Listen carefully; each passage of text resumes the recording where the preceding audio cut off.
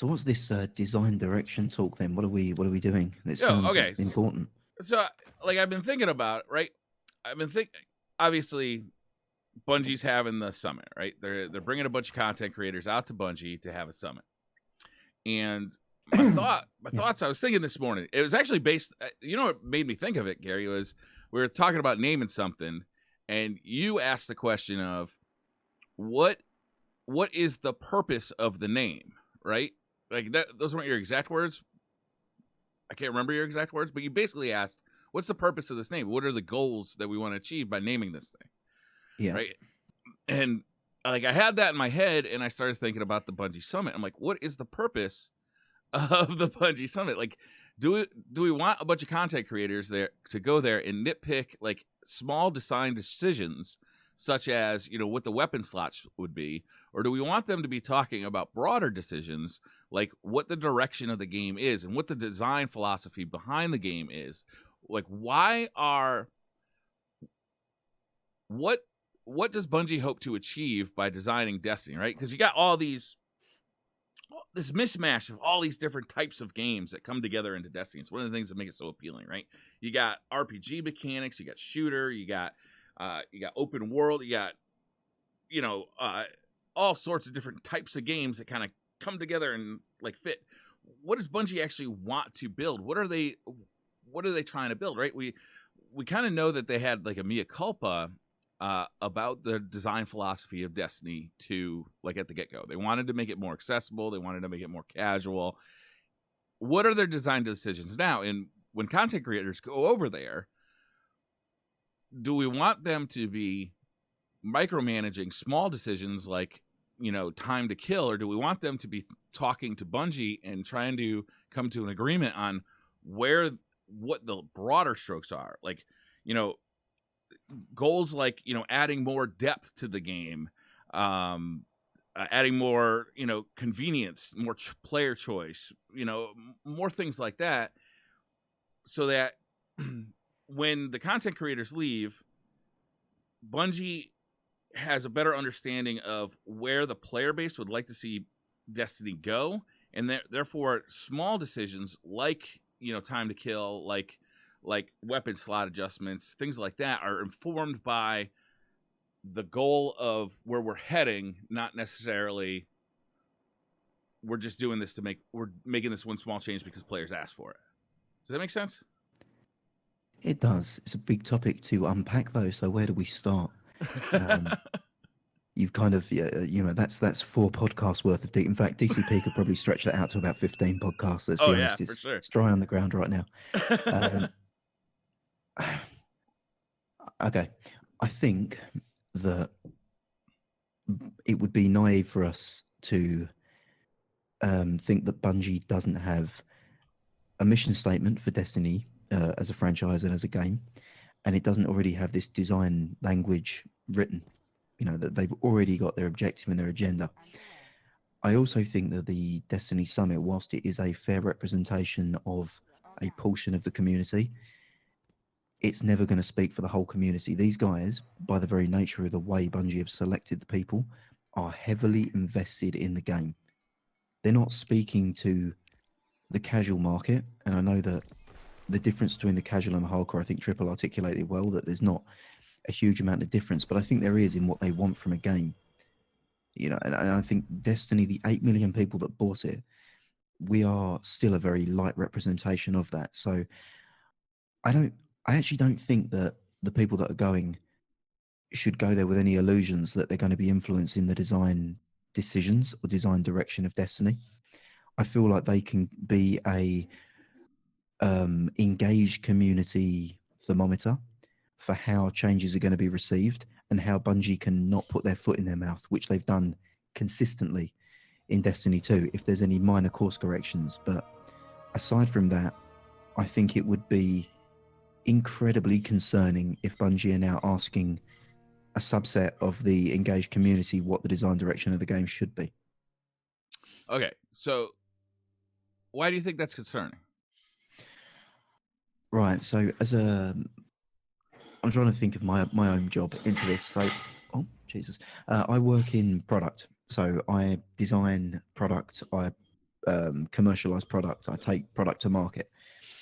You start off at the very core with what is the value proposition? What is the core fundamental this product has to fulfill? What's the design contract of this product? Yep. And game design and any other product design, it will follow those elements. Obviously, there's lots of different moving parts within game design where you have to compromise upon the artistic vision and the actual product itself. But if Bungie are designing a game with no product direction, then there's more problems than a summit can fulfill. So I agree with you 100%. But wouldn't it be fair for community members who are going to the summit to ask Bungie, what is that goal? What are the goals that you're steering the ship toward?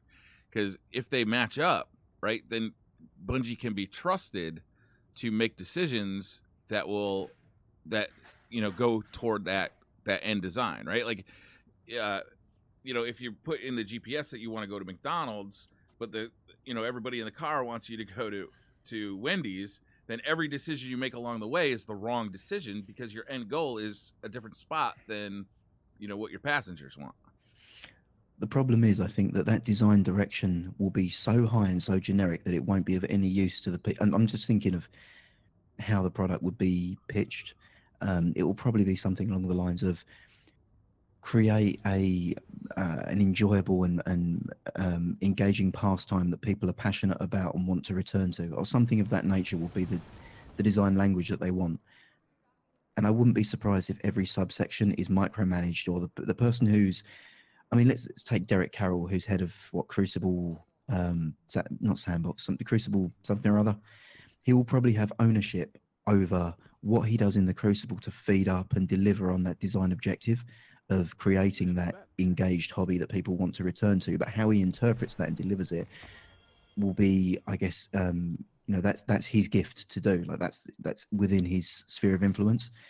If you wanted to get corporate about it, I mean, you'd want some the heads of every part of the studio in the room at the time. And I don't know if we're underselling Bungie a little bit, that they don't already have this worked out and that there's other real constraints that are stopping them just going ahead and delivering on it. Sure. Well, there's definitely got to be constraints, right? There's time, there's money, there's, just personnel, like manpower. There's all sorts of constraints.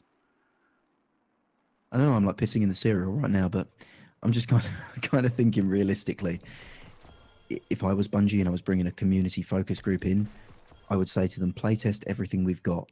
Make sure there's nothing here that's going to put us on the front page of Reddit when it drops. Make sure that if we drop this, there's not going to be this, how the hell did we miss that? Oh my God, like we're snowblind. We're so deep in this. We're seeing it from 1 foot away. We can't see the full picture.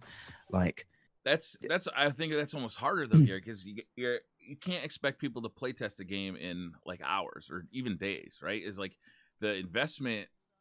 The investment systems of a game don't become apparent until much later down the road. Like you might be able to play through the story and say this story is shit, but I mean, like, what would that even achieve, really? Nothing. To say that, yeah. Right? Is what the problems that I think players have with Destiny right now are, long-term issues where there's no reason once you've got all the loot, there's no reason to play anymore, right? Unless you just enjoy shooting shit in the head. In the Crucible, there's just a boredom factor, right? Like I don't know. Like I'm having a hard time articulating. Yeah. But I hear you. If they go right and they say, okay, here's like, because I know, like for instance, Goth has like a DM open with everybody who's invited, right? And they're all talking about things that they want for the game. If everybody goes in there and says, we specifically want the 3-weapon system back from Destiny 1. We like it better. Here's the reasons why we like it better. Here's why we don't like the current weapon system. Here's why we don't like the 4-weapon system that's been proposed by other people. We like the 3-weapon system.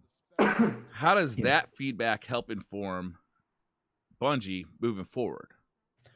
I don't think that whatever they say about, if we wanted to drill down onto that one thing, they could have the most well-articulated and well-put-together argument or persuasive reasoning as to why the 3-weapon system was better. At this point here, if I was Bungie, I'd say, well, the whole community is not reflected by the voices here. And secondly, I would have thought that you can only critique on what you've seen.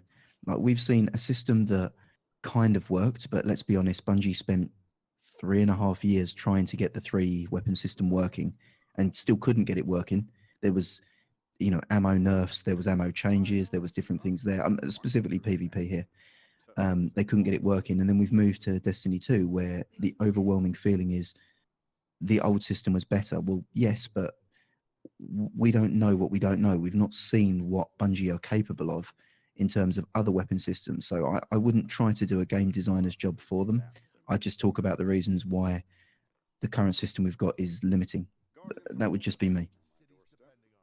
Okay.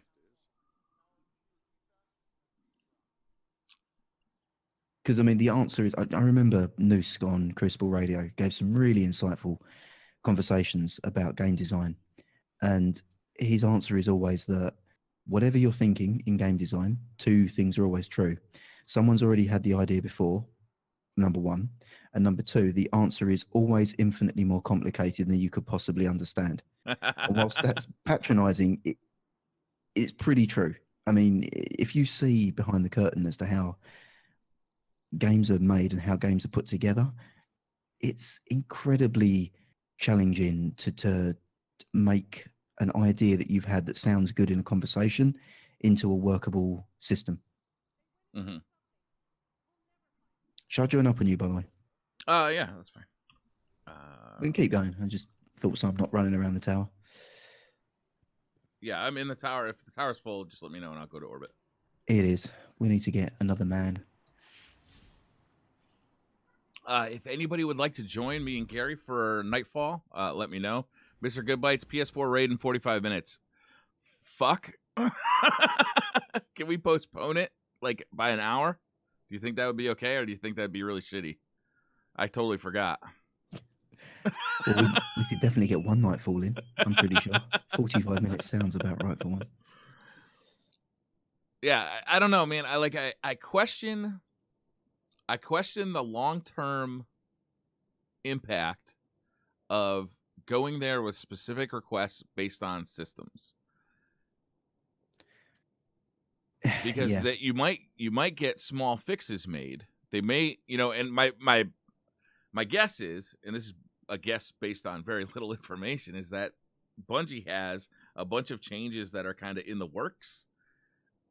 Maybe half built or in conceptual phases that they're planning, that they're going to basically either play test or explain to the summit,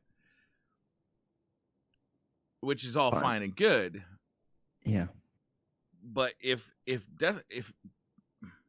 I guess my question is always going to be, if Bungie's goal as a company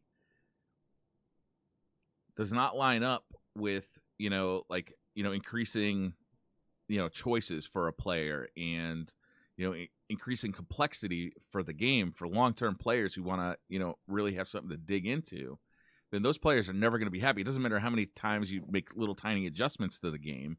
The broad scope of the game is not aligned with what players actually want, what Destiny 1 players want. Farandic, thank you so much, man. Thank you for 4 months. Yeah, I think Bungie have said several times that Destiny wants to be more shooter than RPG. They want it to be something that feels like a shooter, plays like a shooter, is a shooter. I also don't know what the monetization model is. So Destiny 1 held a strong player base for a long time. Destiny 2 holds a pretty substantial daily player base if you trust Destiny Tracker. Mm-hmm. It might not be as engaged on Twitch, and it might not have the same sort of stickiness within individual members of the community, but I think it's still got people that play it weekly, daily, a couple of times a month that enjoy it. It also sold a lot better than Destiny 1 did, and I don't know what the retention has been like for season pass purchases. Destiny 1 was never a game that was microtransaction driven. There were microtransactions in it, but I don't know how many of the people that were playing it were buying it. It could be that Destiny 2 is a more sustainable model for the studio where you buy the expansion, you play the expansion, you hang around for a month, play all the new stuff, and then you go away, and they keep the game sustained with events and things for people that want to stay. And then you come back whenever there's new content that comes back, you play it for a month or so, and then you move off. I think that's probably a more sustainable thing for the community, for the developers. Mm-hmm.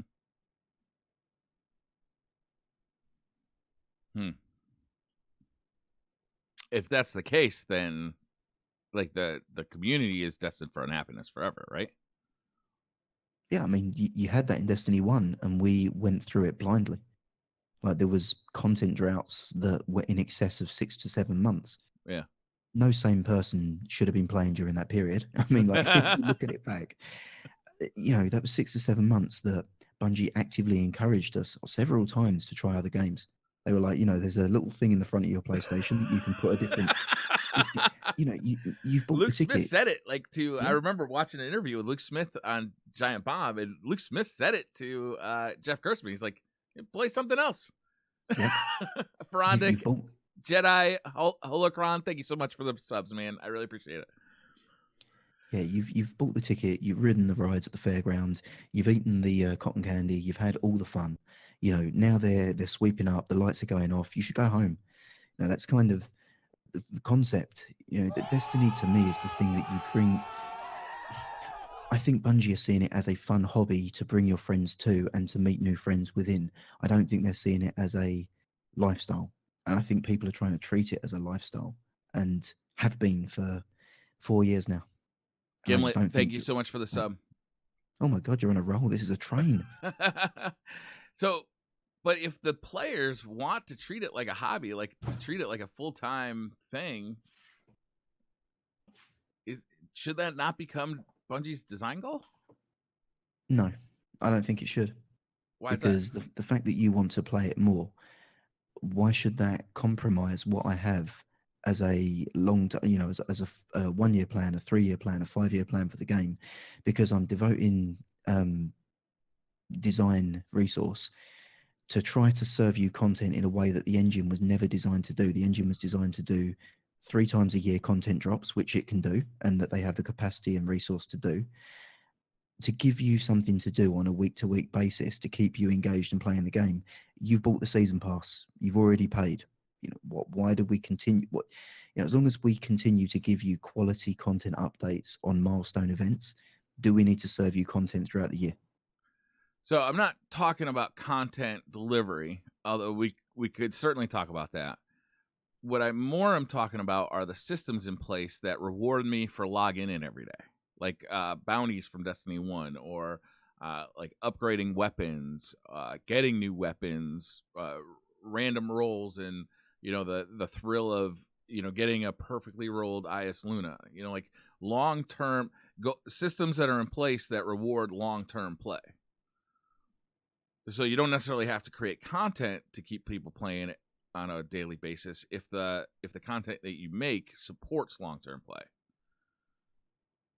But I feel like, again, that could be potentially against the design goals. And I'm just trying to think in Bungie's mindset. The way that Destiny 2 is, it is achievable and realistic to set a goal that I'm going to collect every exotic in the game for my class, or every exotic weapon. It's achievable. In Destiny 1, that was not achievable for 90% of the players. No, you could never have everything. It took months and months and months, and it could possibly take years. So they've built a game where everyone gets a ticket to the fairground, everyone rides, you pay, you experience all the content, every bit of money that you've paid, you experience, or paid for, you experience, and then you go away knowing that Bungie are going to deliver you a nice slice of content that you can come in and consume again, later in the year, September time, once you finish playing all the big releases. Why do you need to keep playing? Why do they need to give you content that you keep? Like, when I say content, why do they need to give you systems that are going to punish someone who doesn't have a long time to play? So that players to support player happiness and to make them more likely to buy the next release, right? Right now I'm locked in. I've already paid for DLC 2, and I'm obviously going to be buying the Taken Queen expansion when that comes out. But a lot of people, I'm sure, are on the fence about that or are not going to buy it based on their experience with Destiny 2.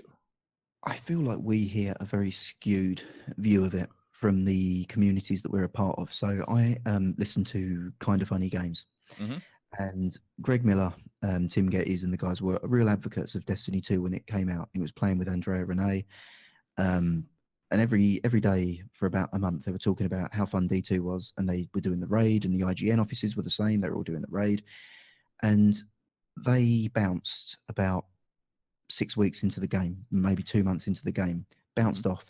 And he will always refer back to Destiny 2 as a really fun game that he enjoys playing and will come back for the DLCs and play more of. But he bounced before, he said, whenever he checks the Reddit or follows things there, he said it's like a garbage fire, in there going off. And he has no relation to it, no experience of what they're moaning about, because he loved the game, enjoyed it, played it, and will come back when they've got more content for him to do. I think he's representative of a huge community of people who just enjoy good games and will play Destiny because it's a good game, and will go and play every other game that's released and come back when Destiny have more content for them to consume. I think we need to see it in the cold light of day that we are a minority community that's asking to be served. I'm talking to Gary Diaz, guys. If you're just trying to give us a bit of a different perspective rather than worrying about engagement there. That's all. Oh, I think it's important. That's why I love you so much, Gary, is because we can have a conversation like this. It's a respectful conversation with two different opinions, and I love to have conversations like this. We don't necessarily agree on everything, but I think it strengthens one's outlook on a particular topic to have dissenting opinions presented to them. Like if you only surround yourself with people who agree with you, your viewpoints are going to be narrow and shallow.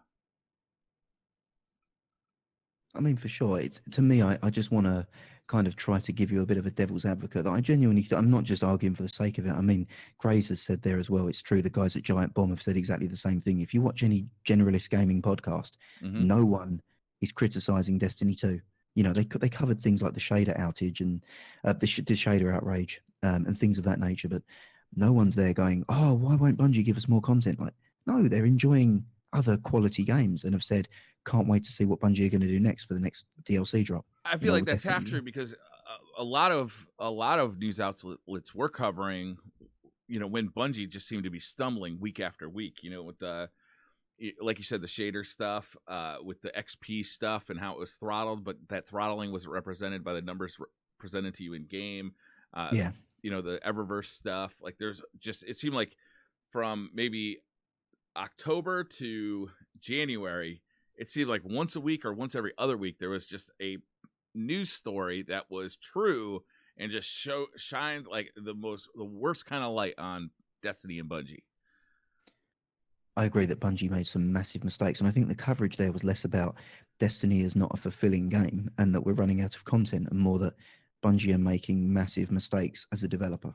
And like, hey, they're kind of, you know what I mean? It was the whole loot box controversy was at its peak, it's fever pitch. Yeah. And it made good clicks to put something up saying Bungie screwing community or whatever.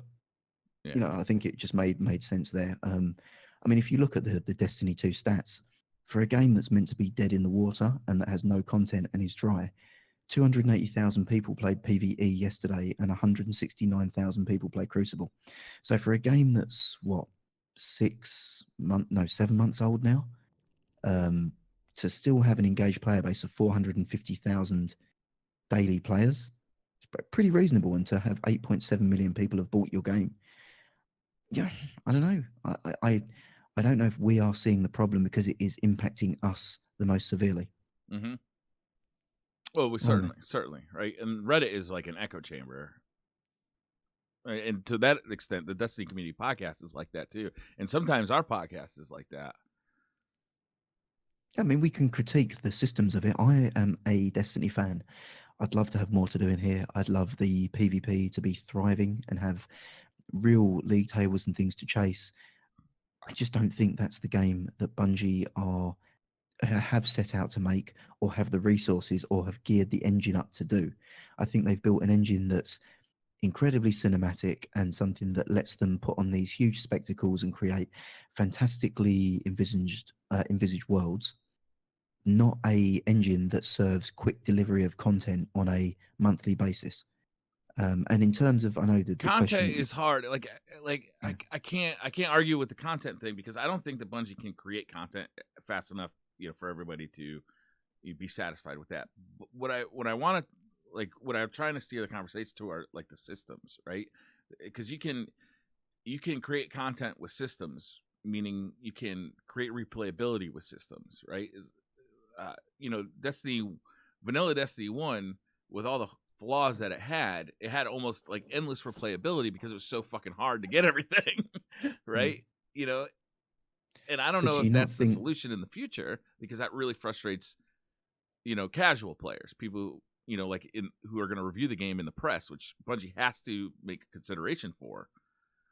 I think Nikita made a pretty good point in chat there. And I'm not just saying that because he agreed with me, but he said that people who he's talked to who played D1 and 2 have said they love D2, don't see it as a game to play constantly, but they still play D2 like any other game. They set a goal, they finish it, they go to another game and come back when they've got time or content to play, and they're confused why people are criticizing it so much. Yeah. That's what I hear from people. Like, if I go into my local video game store and talk to the guys who work there, everyone's like, "Oh, Destiny's really good. We can't wait to get the squad together and do the new raid." Like, when it comes out, everyone assembles, does the content, moves on. And I know that what you're asking for is more long tail stuff to chase, but do you not think that there could be an issue of decision paralysis there? If you want a deep, complex RPG, they exist. And I know that what you want is a looter shooter with depth, but I think Bungie was never meant to be a looter shooter with depth. It was meant to be a fun, kick-ass game where you live the fantasy of like being this medieval inspired guardian, like space guardian, where it's got kind of this archaic decadence to the armor. It kind of, the way that Deej describes it, it's a fantasy world set in a sci-fi setting, with warlocks and titans and magic and this kind of stuff. Yeah, it's a very unique experience. I don't think it's trying to be like super deep systems. I don't think it needs to. And the decision paralysis that I think you get is, do you remember the old Ubisoft games where you'd boot up the map and it would be like, boom, there's all the things you can do, and you immediately think, fuck this. Like, I don't want to do any of it. Yeah. I actually still feel that way a little bit when I play Far Cry. And I like the system that they put in place where you don't see that shit on the map until you actually talk to somebody. So that's kind of what I feel like. If you opened up your skill tree for the first time and it was even more complicated than Destiny 1, you had loads of choice, you had loads of variety, you could make infinite builds. Yeah. Some people, that's going to hit all their pleasure sensors immediately and they're going to go, wow, this is great. I can mainline this like Diablo and I can do what I want and I can go into depth and I can do things there. For other people, they're going to say, oh, God, I just want to play that. I just want to shoot some aliens. Like, I saw the trailer for this. It had Led Zeppelin. Like, this is meant to be, like, this is not meant to be a stats game. You promised me Led Zeppelin. Yeah. Where is it? Yeah, I don't know. I just don't know if Bungie's design philosophy is different to what we are asking them to make the game. And I don't know if now Bungie's in a difficult position where they want to make a game that pleases the majority of the community or their most avid fans, but they're having to make compromises and really stress them. I mean, these guys are working hard. Let's be honest to Bungie, they're not lazy workers. No. These guys are absolutely strapped out. And they're under duress. Like, they're just getting attacked for what they do. Yeah, I mean, you think most companies crunch until they release a game. So if you don't know what crunch is, it's not for you, Briar, but more for the chat here. Crunch is a term used in the video game industry where when a game approaches milestones, be it the game going gold or them having to pull an E3 trailer or the release date, the guys who work in the studio, so the designers, the leads will say, well, there's only 45 hours in a working week. To get this game out, we need you to work 70 hours this week, and we probably need you to do it for the next 4 weeks to get it over the line. You're not going to get paid overtime, but we'll give you some holiday when the game comes out in lieu. But, work weekends, work 70 hours, family are going to suffer, but we're going to put out a game of the year. This is going to be a quality title. The issue with Destiny 2 is that Bungie are crunching around the year, like all year round. Because when they ship the game, they're working on the next DLC. They're working on the next update. They're working on the next expansion.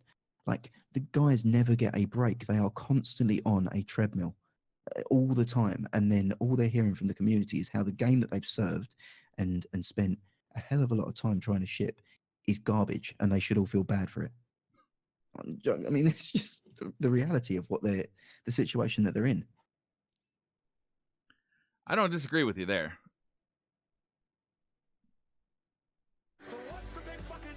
Gray Fox, thank you for 12 months, man. I really appreciate that. I think there's a disconnect maybe because the people who fell in love with Destiny 1 Vanilla was at its core a very hardcore game.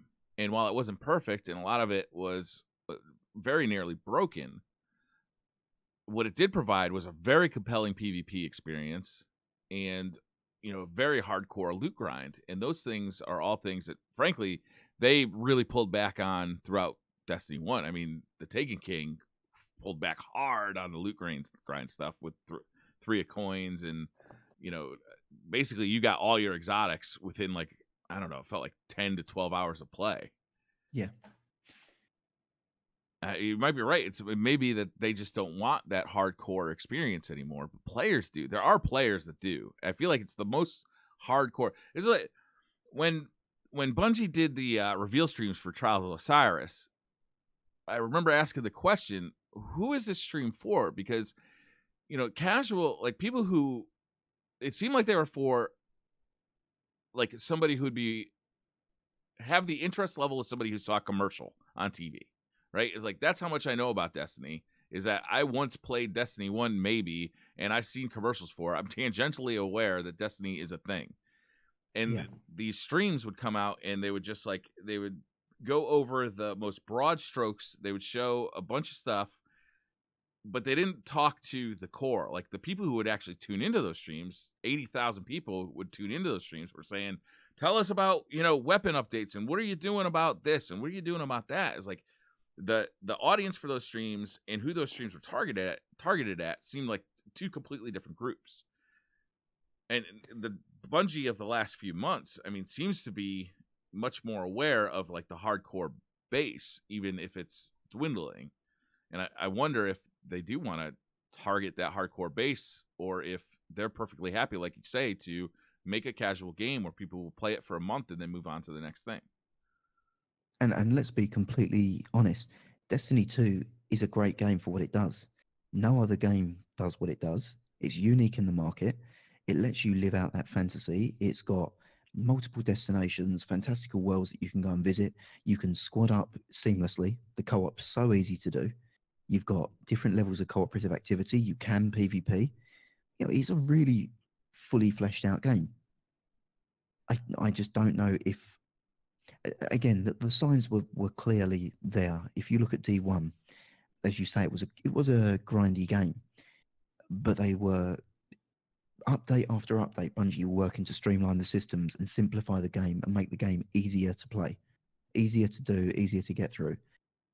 I just don't know whether or not D2 was the reboot where they delivered the product they wanted D1 to be in the first place, but there was a misfire on D1.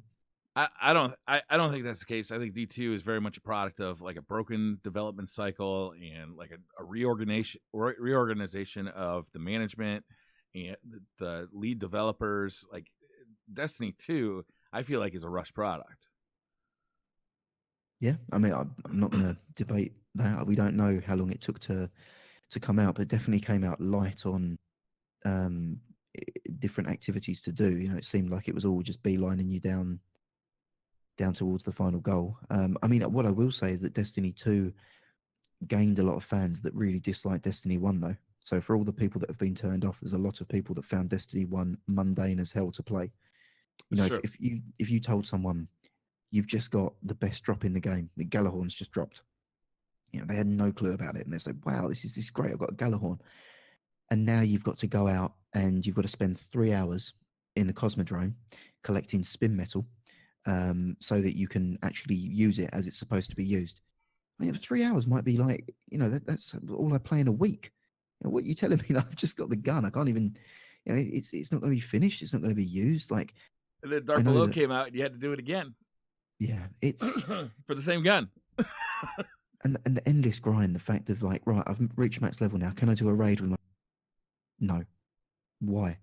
Well, you need to keep doing these nightfalls and hoping for drops each week, and every week you get a little bit closer. No, like, I know it sounds blasphemous because to you or I, like, I'm kind of arguing against what I want. I want that grind. To other people who have got 4 other games in their backlog, they're looking at like God of War coming out in 10 days' time. They're thinking like, I don't want to be playing Destiny 2. Like, I want to play God of War when it drops, and I want to play, Spider-Man later this year, and I want to play State of Decay 2. And like, I've only got so many hours in a week. Like, why am I going to miss all these experiences because Destiny's demanding my time?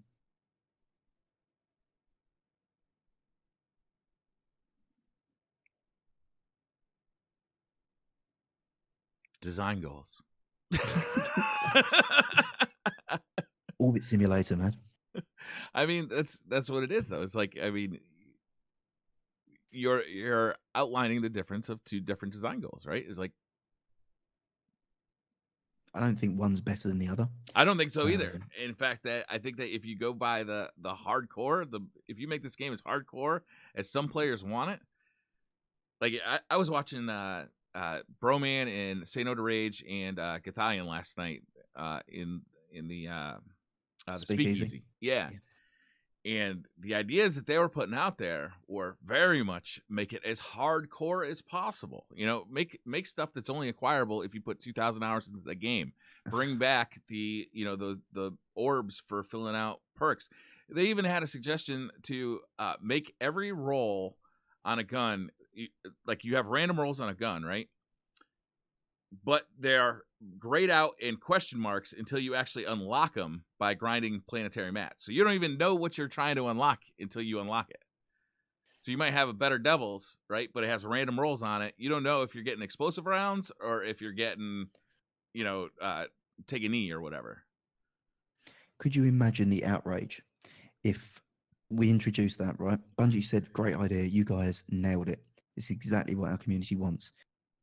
You imagine what the forums are going to look like now if there's this dude who's just got his Better Devils. He's been playing for 3 weeks, just got his Better Devils, drops. He then spends another week leveling the thing up, and he's got like, I don't know, casket mag or something shitty like on it. He's straight on Reddit, and this game's garbage. It does all this like random rolls, they're trash. I just don't think that is a sustainable system at all. Something that's that deep. And I heard what they said, where you should get the frame and then you should go to other strikes to get the perks, and you should be able to insert the perks into the frame.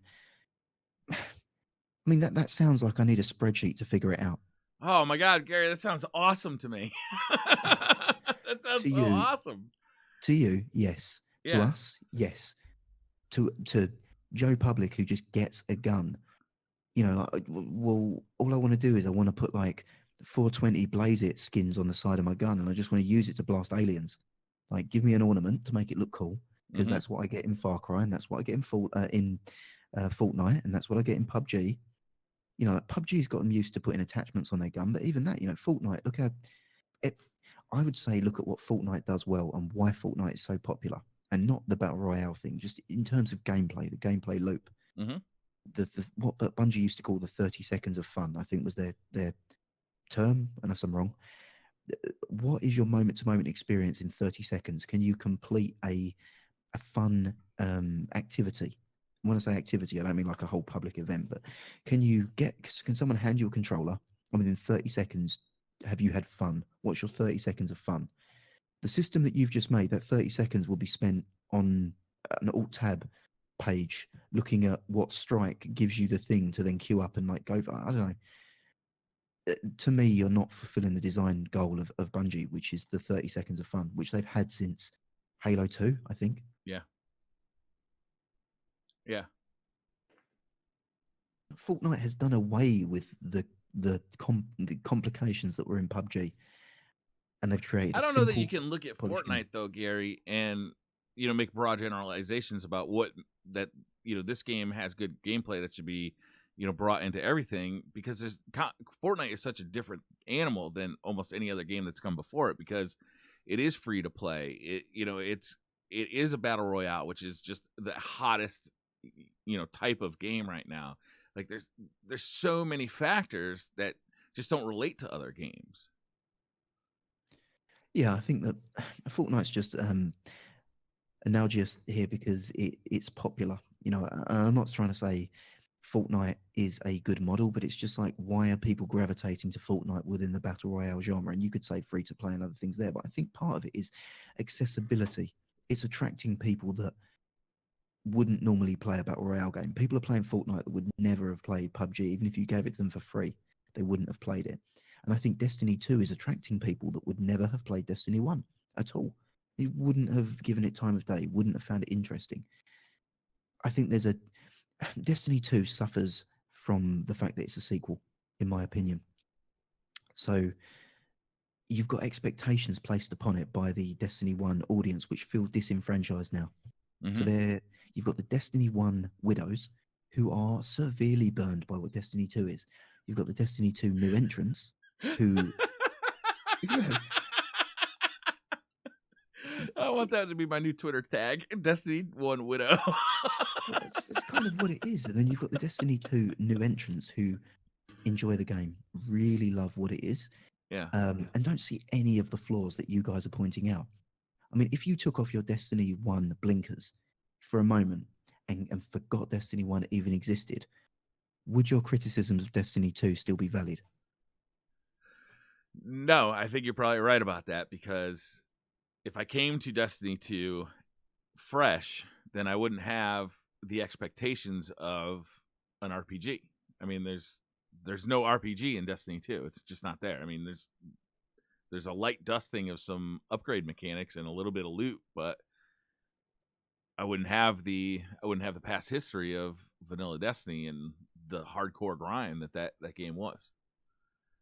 Yeah, I mean, if you start to break down each little thing one at a time and think of what you I'm saying you, but more like the general you, what the Destiny 1 or hardcore players are complaining about, if we examine each one of them one at a time, you'll think actually a lot of it is baggage that you're bringing to the game. So, okay, random rolls, they wouldn't have existed. They wouldn't be a thing. It would just be, no, weapons drop. And look how cool Destiny 2 is, because it's got like 150 weapons.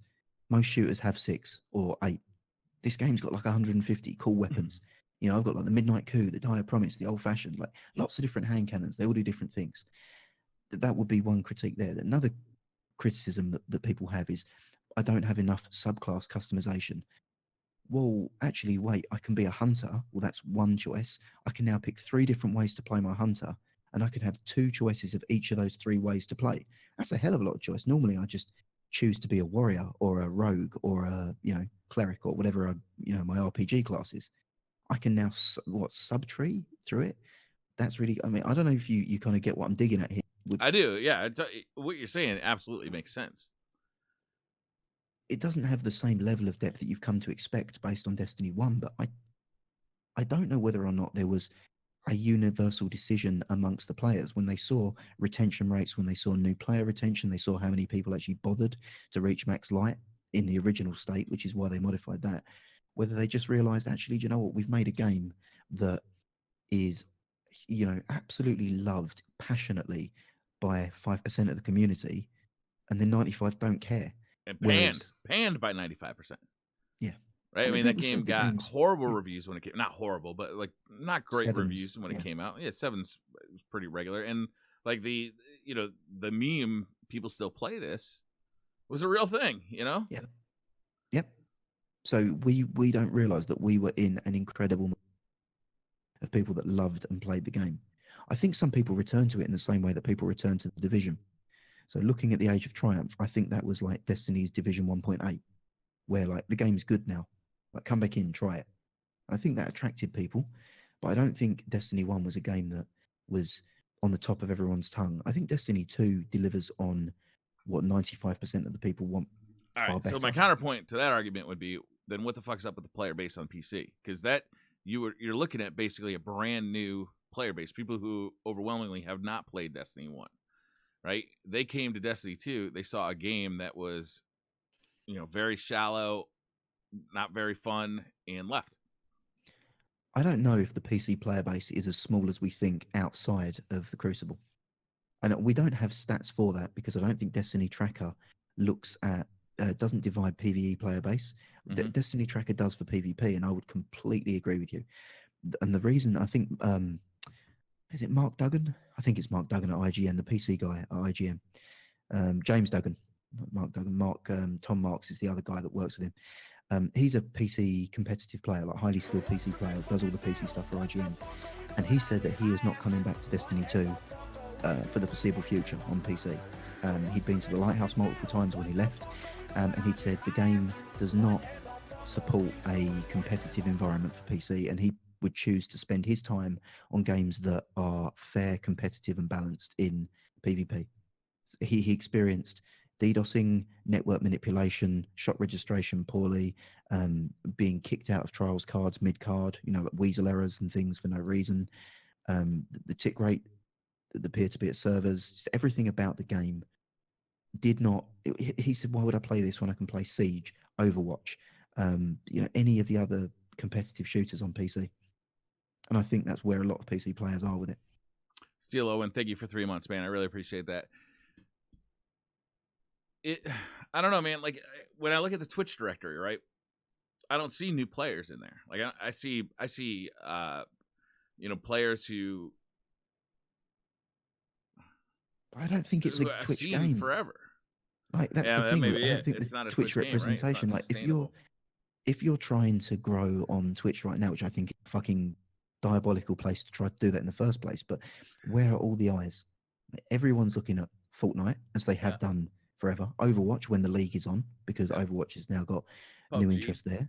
PUBG still has an interest in a following. And then you've got the Goliaths of things like League of Legends and CSGO, which always have. Destiny is a game that came out 6 months ago, and it's an interesting and engaging shooter to play with your friends. I'd say compare Destiny to Call of Duty World War II, because they're both shooters that were both released at around the same time. Yeah. Why would you be trying to grow as a new streamer in a game that was released 6 months ago that is, generally speaking, at the moment in a lull? Destiny 1, half of Destiny 1's directory was service streams. People running raids all day, people running trials carries all day. There were people like yourselves and other people that built a community based on the quality of the value as an entertainer. But you think back to how many people were doing raffles for raids, raffles for trials, that sort of thing. That was huge. Yeah. And now Bungie have figured out a way to make trials more accessible, to make raids more accessible, and also the fact that you don't need to run a raid every week. You can do the raid a couple of times with your buddies, get all the loot. They've put matchmaking into Nightfalls if you want to go down that route. You don't need to use Twitch as a service directory in the same way that D1 supported. Everything you say makes sense, Gary. You just don't like it. I just don't like it. I just don't like it.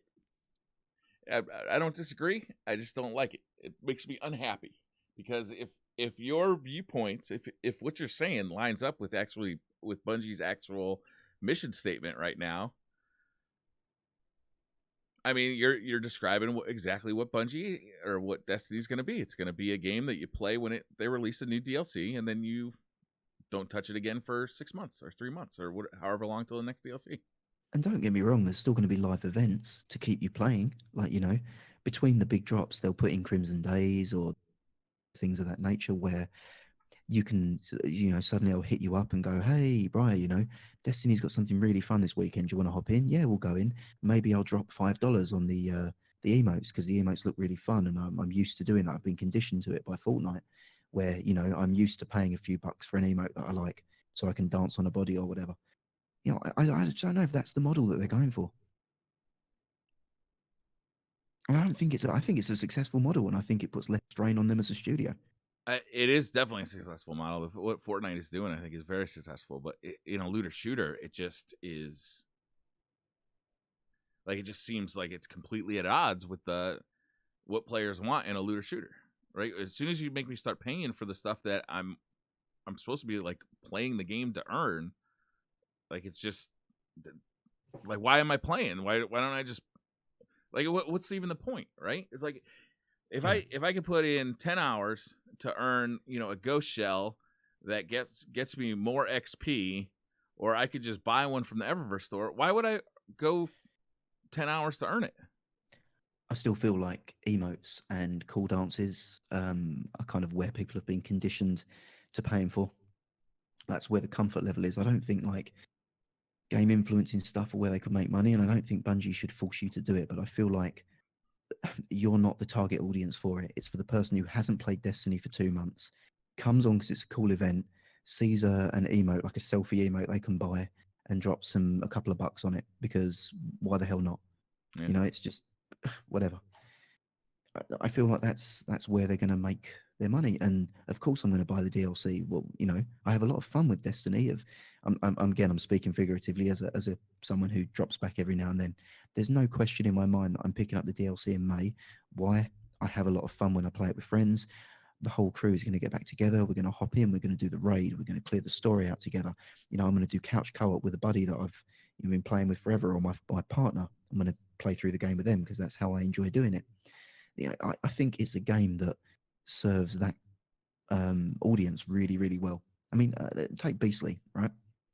Beastly played Destiny 1 almost exclusively with his wife, correct? Mm-hmm. I mean, that's who he played with, and still does a lot of the time.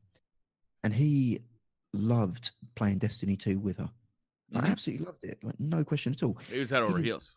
Yeah, absolutely delighted by it. He was getting all these new weapons. He was unlocking exotics and things that he never got in Destiny 1. And I remember him, distinctly saying to you, he sees this as a game he could play long term and keep returning to and keep coming back to. And I can guarantee you, if they dropped cool content in September, I mean, obviously it's a different situation now because he's bought a PC, but had he stayed in the console space, there's no question that he'd have picked that up with Kate and played through it. Absolutely no question. And he is not a casual gamer. But isn't there value? So isn't there value to keeping Beastly around long term, right? And have him, in the ecosystem of Destiny 2. Isn't there value to Bungie in doing that? What value is Beastly bringing aside from the occasional micro? Well, I mean, the occasional microtransaction on a grand scale is huge. He's talking about the game. He's promoting the game. He's telling his friends to come buy the game, come play it with him. Like, there's actual sales value in every active player that you have. Okay, so I take that point. How many Beastly gamers are you going to lose if you devote development resource into creating content to keep Beastly engaged, versus how many Beastly gamers could you have got if you spent all that time creating kick-ass set-piece moments and stories that were engaging and things that people want to play? Cool FMVs, cool cutscenes, cool things that look good on a poster and get people through the door to play through it. That's the question. I don't know. I don't know the metrics behind that, right? I know. I like the fact we're measuring players in units of Beastly gaming. How many Atlanta Anacondas does it take? It's Brood. Thank you so much for the subscription, man. I really appreciate that. Welcome to the rabbit hole. You get more subs sitting in orbit than you do playing. This tells you something. Dude, this is a known fact. If I talk at the screen and do not play the game, I get many more views than if I start playing. As soon as I start playing, the views will go down. Because they see, oh, this guy talks a good game, but he can't play for shit. Clearly, everything he said so far is absolutely meaningless. It's a fair thing. I mean, and I don't think people have stopped to take a step back and really smell the roses outside of what they are calling the community. And I think that's fair. I think the community are being represented well by the guys attending the summit. I think the Destiny community is a very small community. And why I'm using the term community not to apply to all players. If you picked up Destiny in September, you played through the campaign, 3 of your buddies you played the PvP with, maybe you did the raid with some people, and then you moved on and played the next game, I don't consider you a Destiny community member. I'd say that you played the game, you enjoyed it, and you'll be back for the DLC. Mhm. I think the community members are the people that stick around and that are engaged on Reddit and in Discords and in Twitch chats and in forums. Those guys, I think, want something that would potentially damage the overall experience of the general player base. And I think where Bungie needs to walk the tightrope is, can they please the community without detrimentally impacting all the new fans that they've attracted and that are probably going to retain through DLC 2 and Expansion 1? If you're right, and that's Bungie's design goal, right? If they are literally, they want to make the game accessible to people and playable for a month at a time, right? We'll release a DLC, you play for a month, you're happy with your experience, you move on to something else, we'll see you at next DLC. Shouldn't they just be honest with the Destiny community and that's their design goal? Haven't they already been honest to us numerous times and we've chosen to ignore it? Maybe you're right. How many times, right? Think back to all the times that people have said, and I'm just trying to think now of some different examples there, but when Deej has said it's, you know, a fun game where you can live out the fantasy of being a, you know, a space knight and, you know, vanquishing foes and doing all this stuff and hopping in with your buddies. And there was the talk about Destiny 2 Crucible not to be taken seriously. You know, I remember them saying that it shouldn't ever be taken seriously. It's a fun game mode to hop in with your buddies. There was also conversation around, we want to make the. Do you remember in the reveals of Destiny 2, they were very clear to say the PvP, you can die before you know what's happened. We want to make it more accessible, more readable. We want you to know what's happening in engagement and give you time to react. We want to make it so that anyone walking in knows what's happened. You know, these sorts of this language. We want to remove in-air accuracy because we think it promotes a skill gap and makes it difficult for players to react, you know, to have a good time in the Fuck, Crucible. Gary, you're right. God damn it. They've said it so many times to you. Again and again, you know, Luke Smith saying we want to create a hobby, something you can hop into, telling you to go and play other games. You know, actively, they have never once given you the message that this is a game that you need to clear your schedule for. This is a game that's going to be, you know, in your PlayStation all year. We're going to keep feeding you content. We're going to keep you playing. There's going to be stuff to do every week. They've never said that. We've said that to them. Big Diesel, thank you for the sub, man. Sorry to interrupt, Gary. Sorry, Bungie have time and time again said to you, this is a fun game, space magic, live in the fantasy. You know, the design contract of these super space weapons, their hype trailers are all like grown men making gun noises and getting happy and giggling. Like, this isn't a game that's meant to be like a deep RPG in any way. It's a fun game that you can just get on and dick around with friends and be a hero.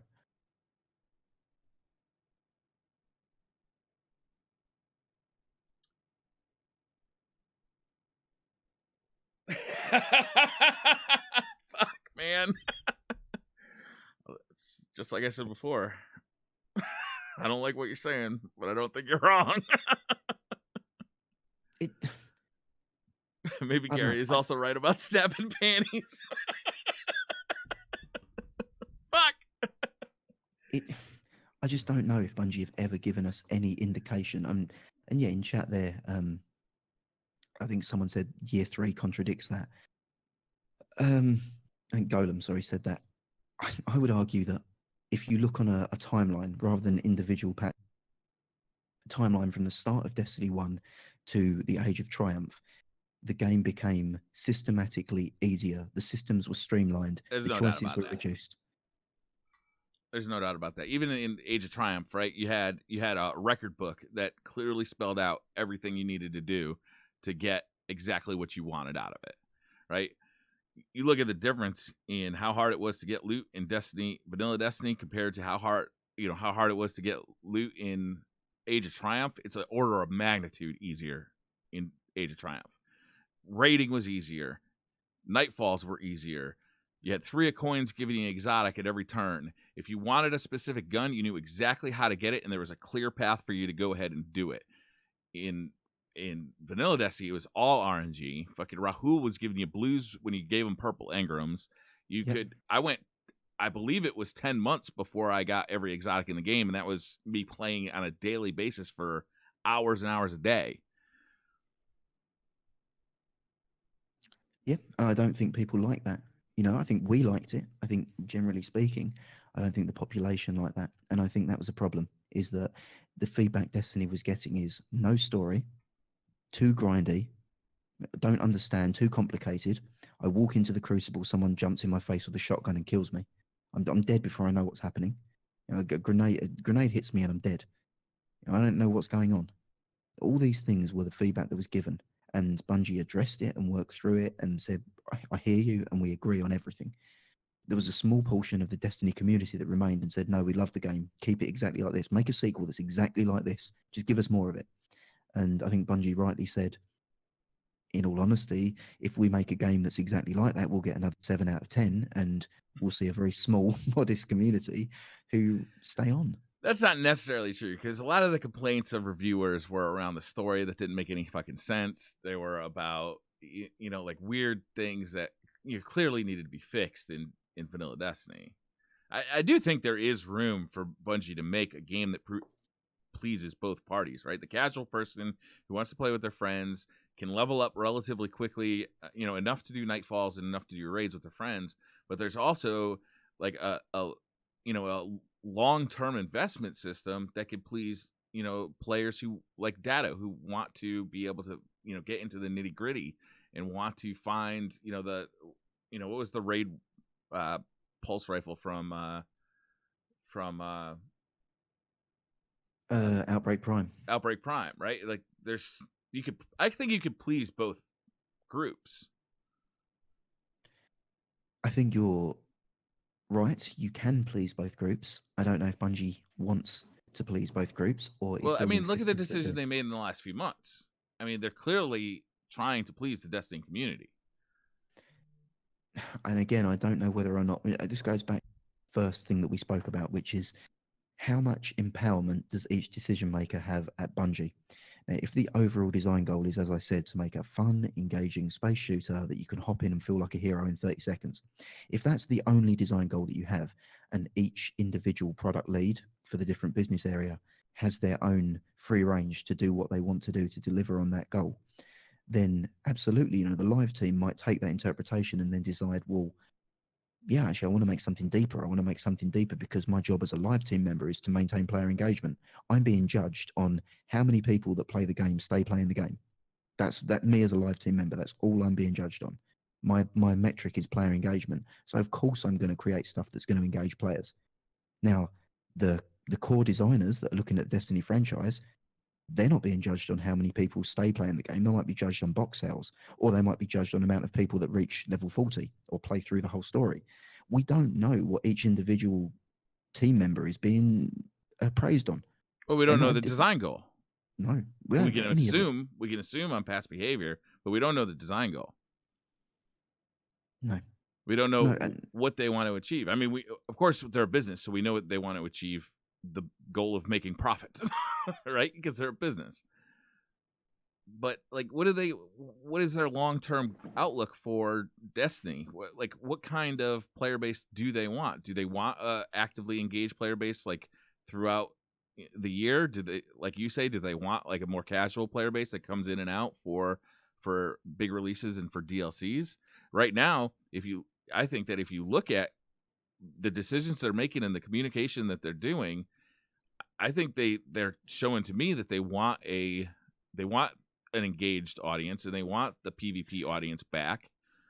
I think that the issue here is that, that's what I was trying to say earlier, maybe I didn't explain it well enough, is that Bungie is not one thing.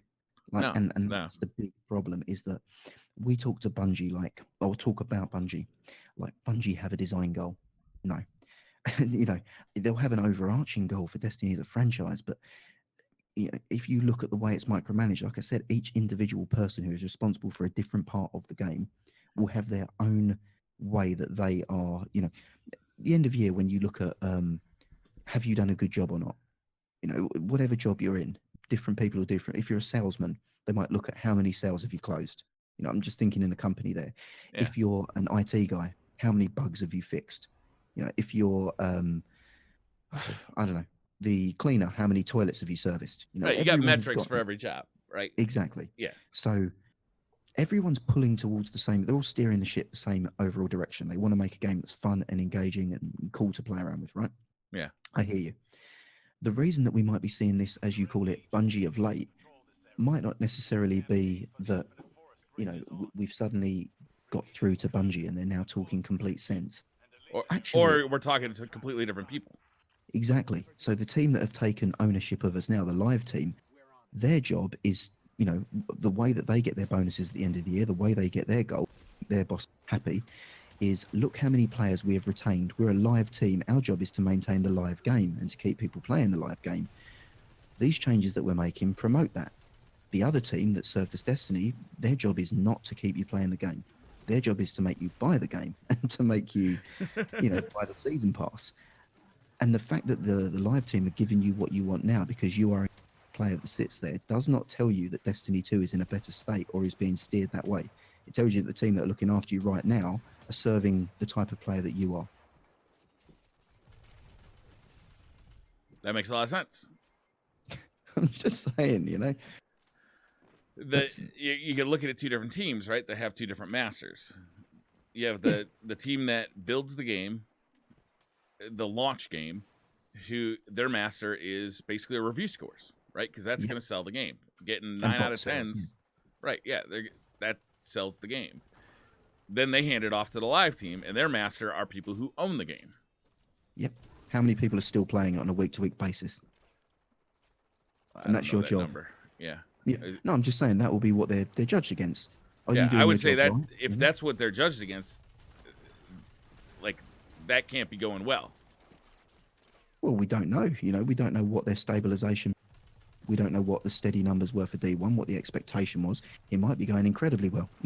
They might have said keep 100,000 players daily engaged. Well, they're doing 250% that, and we're still giving them a hard time. Yeah, Nikita, you can just join on us. That's no problem. Yeah, we probably should complete this at least once. But that's what I'm trying to get across. It's like me I'm thinking about. I work for a large multinational bank, and what I'm trying to do. That's how I know I can't trust you. That's true. we've got 10 what they call 10 strategic business objectives, SBOs, right? And these are the 10 things that our group CEO has said are important to the business. Every single thing that I do should be delivering on one of those 10 things, which is similar to what Bungie would say as the design goals. Like, Bungie have got this overarching goal. Everything you do should be pulling towards that overall thing. What I'm expecting from you as a team will be wildly different, and you've got free reign as a creative individual to do that. So Derek Carroll's PvP team, his goal might be to create a 50% win-loss ratio and a balanced community that, we don't know what his goal is. It might be like 50-50 win-loss ratio. Every player should be around that. I mean, so he's stated that, hasn't he? Like, publicly? He has several times, yeah. Yeah. Their goal is to try to create the player experience where they're at 50% win-loss. So his goal is not to create a system that keeps you playing it. That's the live team's goal, for example. His job is to create a fair and balanced PvP system. He doesn't care about ranking as such or anything else there. Yeah, behind the scenes in terms of skill-based matchmaking. And this is where I think you get team overlap, where the effects of one team or the decisions of one team impact the success of another team, and that's where you get strife in between, and that's why you get design workshops where they will have to sit together and say, we want to introduce this, and then another team might violently oppose what the live team are saying that they want to do because they think it's going to impact their metrics. It's just a bit of insider baseball. Mm-hmm. I don't know what goes on at Bungie. But, maybe they're a perfectly holistic community and none of this happens and everyone's altruistic and they want what's best for the game overall. I think everyone does at a very, very rudimental level, just like that they want what's best for the game, yes, but they also want what's best for them. What's best for their department. Right. Everybody at Bungie wants Destiny to be successful. There's nobody actively working against Bungie or actively working against the success, right? Like, that's not a goal. Yeah. They don't want to make a game that gets 7 out of 10 and doesn't sell. And they also don't want to make a game that gets 9 out of 10, but players who play for a month aren't happy with. But they've got to prioritize certain things. And understandably, it would be very understandable for a company to prioritize initial sales, and then we'll fix things for the daily players after the fact. And it might be that there is not an issue with daily play. It may It's be. an issue that we're projecting onto them.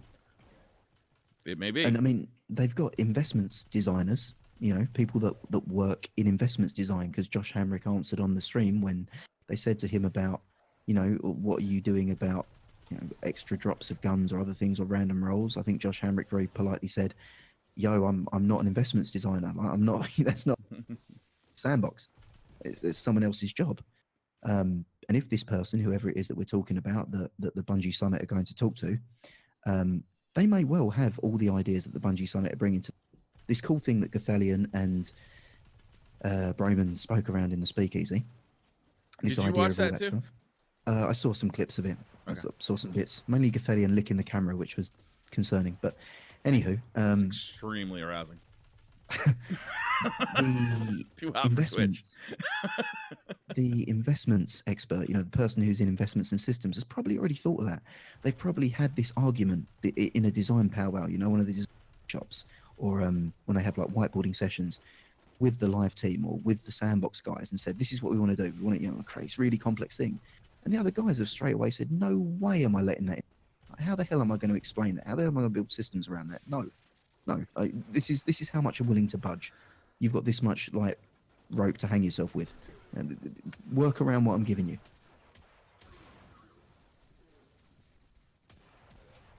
Sounds like I'm being incredibly negative. I'm just no. I don't think you're being incredibly negative. I think you're being incredibly realistic, and you're looking at the the pieces of the puzzle that have been laid out in front of you, and you're building the puzzle with them. It's just you can't just change the game. You need so many different planets to come into alignment for everyone to agree that that's the way that the game needs to be improved. I mean, like, Bungie need to just weigh up, okay, if we make all these complex changes, we seriously complicate our game, this has to be wrapped into whatever the new expansion is going to be, the design decisions that we've made, the rewards, everything around the new expansion has to change to accommodate this. We also have to acclimatize. They're hoping to resell that expansion, right? That expansion, if you look at the Taken King, was a packaged on-the-shelf product, not like a DLC. Yep.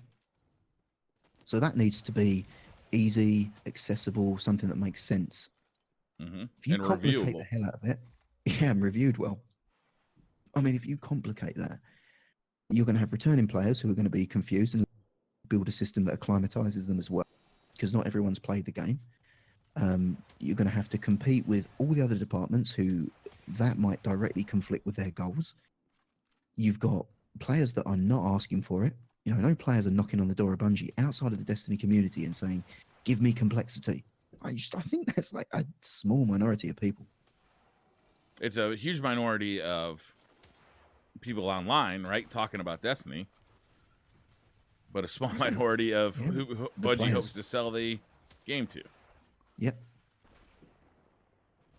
And of course, the live team are going to do exactly what we want them to do, because we are the bread and butter. We're the currency of the live. Right. The live team, are serving the existing player base, the people who've bought the game. So, it doesn't surprise me that this new Bungie, as we're calling it, are doing things that we want to hear them do. They are the guys that should be listening to exactly what Cosmo is serving them every week as a barometer of what the community and the collective sound of the players is saying, and pushing for changes based on that. And I think it goes back to my point earlier. I think it's unrealistic of the people who are going to the Bungie Summit to think that what they're saying hasn't already been kicked about and probably passionately argued by the investments guys in Bungie already.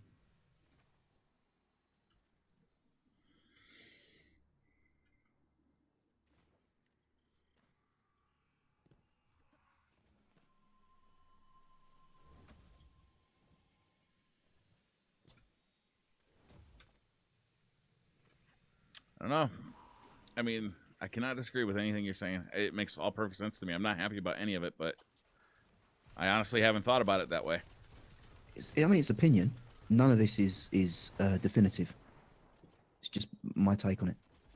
Not as a fan, just as a objective analyst looking at it. If I had to critique it, Yeah, as a Destiny 1 fan, I'm extraordinarily unhappy with the lack of long-term replayability of Destiny 2. But yeah, I could totally see if you're trying to sell massive amounts of copies because you spent $500 million developing the game and you need to make that back, why that would be the case, right?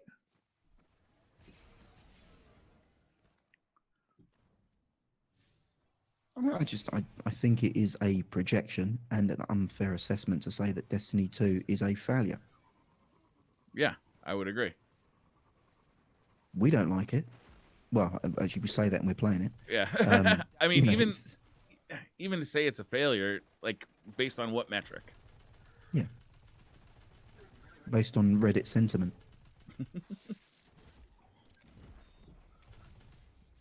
Based on a guy who can hardly read YouTube comments at all, I can tell you that sometimes what people write down in a comment section or on Reddit is not to be listened to. Yeah. I'm just going by impartial media that I tend to follow that are generalist games, people that cover generalist games, and not one of them have got a bad thing to say about Destiny 2 and are all talking about whatever comes later in the year. Are they going to play it? Are they not going to play it? What they're going to do. I don't hear anyone having the conversations that we seem to have daily within the community. I don't hear anybody talking about Destiny at all, to be honest with No. you. I heard a No, lot of talk around like October through January, like I said earlier, about like, Destiny was in the news because, like a lot of bad press.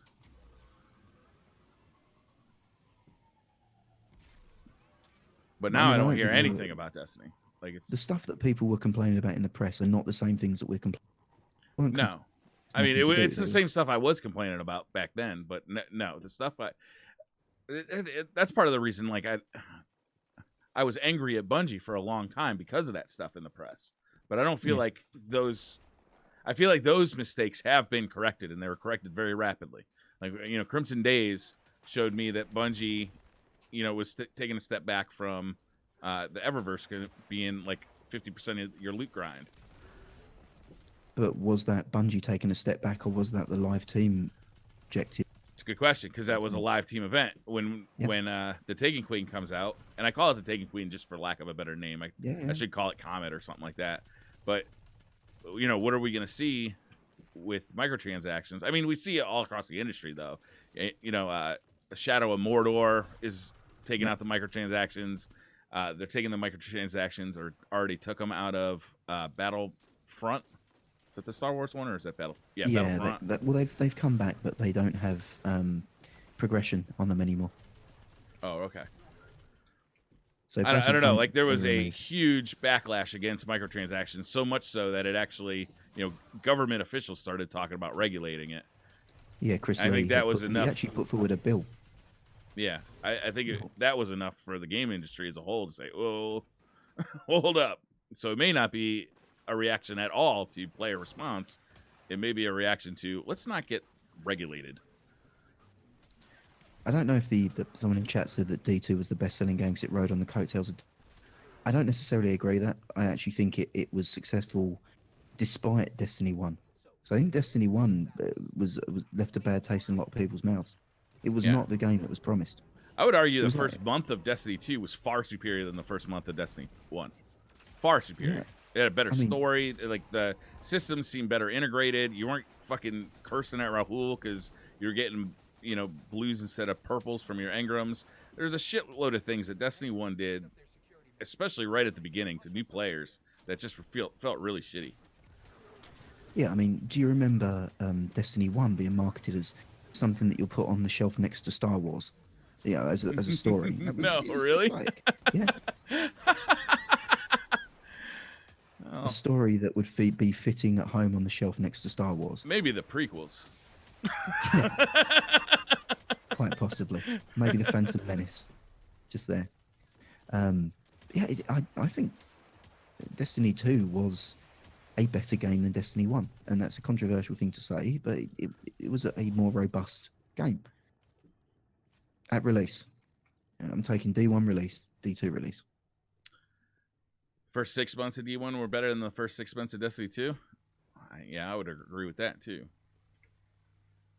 I mean, if you look at the first month of Destiny 1, though, players were happy.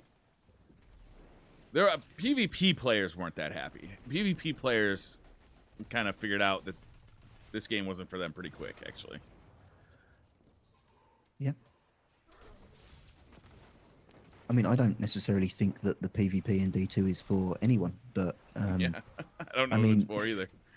I feel like the PvP argument shouldn't cloud the overall design objectives, because I feel like PvP is the world of Derek Carroll and whoever Derek reports into, and that's his goal, and it's his job to, if his only guidance is to create a 50% win-loss ratio and not to create a compelling, engaging system that has a lot of people playing it every day, then he might be doing better at it this time because there's more balance in PvP. It's it's far easier to exactly. That's a really good point, man. Because like if his design goal is to make a game or a PvP experience where a casual player who just found a new fucking cool ass gun and they want to shoot some other guardians with it can do so without getting slayed by a no land beyond every 2 seconds. Well, they fucked up because like the Crucible is filled with fucking teams who are just like running around like murder machines. But then is that true with skill-based matchmaking is still in effect to make sure that you win and lose 50%, or it's close to. I don't know. Destiny 2 PvP is easier to get kills and easier to be killed. It's just generally speaking, there's not that reliance on power weapons. Yeah. It's not as exciting, it's not as engaging, but it's certainly easier for someone to step into. Less intimidating. Right, but if their design goal is to make it a place where people can have fun and it's balanced in the sense that you have a fair chance of winning and losing, and it's not, Oh. If you're making a place where, competitive players are happy, it's not necessarily the same place that casual players are going to be happy. No. And it may well be that they're not there to please the hardcore. Ah! Oh, 7 seconds. If you could not die, that'd be swell. Oh, is it? No, there's 2 of us here. All right. Sorry, I hardly pay attention. It's fine. Yeah, I appreciate in chat saying that I'm trying to be rational. I'm not trying to be a Bungie apologist. If you listen to anything that Briar and I put out, you'll know that that's not me. I tend to be the biggest troll and give Bungie a hard time. But, if we're trying to have a serious, intelligent conversation and not just have a bit of fun,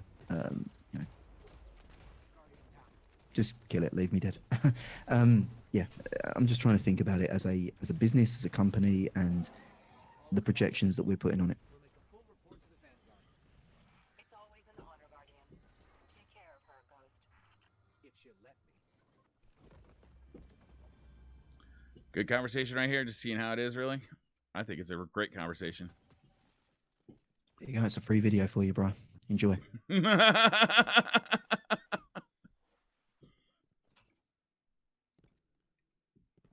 Tree of Probabilities emblem. Oh, did anybody get the hand cannon? No. This game sucks. I hate it. Let's do another one. We can keep this going.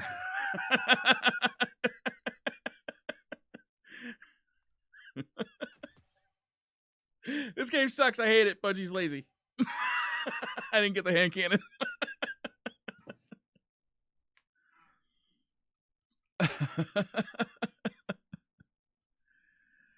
Destiny 1's.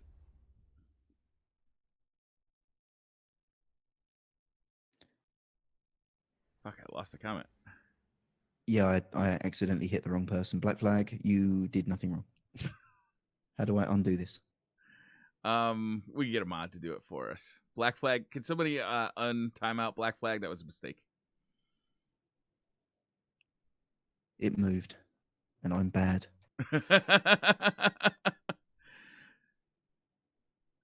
I'm not saying the Nightfall should be hard. They should. What I'm saying is Destiny 2, we have ability to get into them now with a select few weapons rather than having to grind for weeks to get exotics that Xur didn't sell. No hand cannon after one run, but random rolls, people make no sense. Yeah, I mean, do you want to queue us up again? Yeah. Yeah. Should we do the prestige mode? I quite like the cadence of that one. I'm going to be honest with you. Okay. It allows us to actually talk too, as opposed to just fail and be miserable. Yeah. Yes. Yeah. I feel like, and you know, to take it right the way back and loop back to the original conversation about your goal for the summit. I feel like the summit, people should go there with their opinions of Destiny 2, absolutely, as a representation of the community. Yeah. I think opinions about the game in its current state are valid. I think an open mind to anything that you're shown is valid.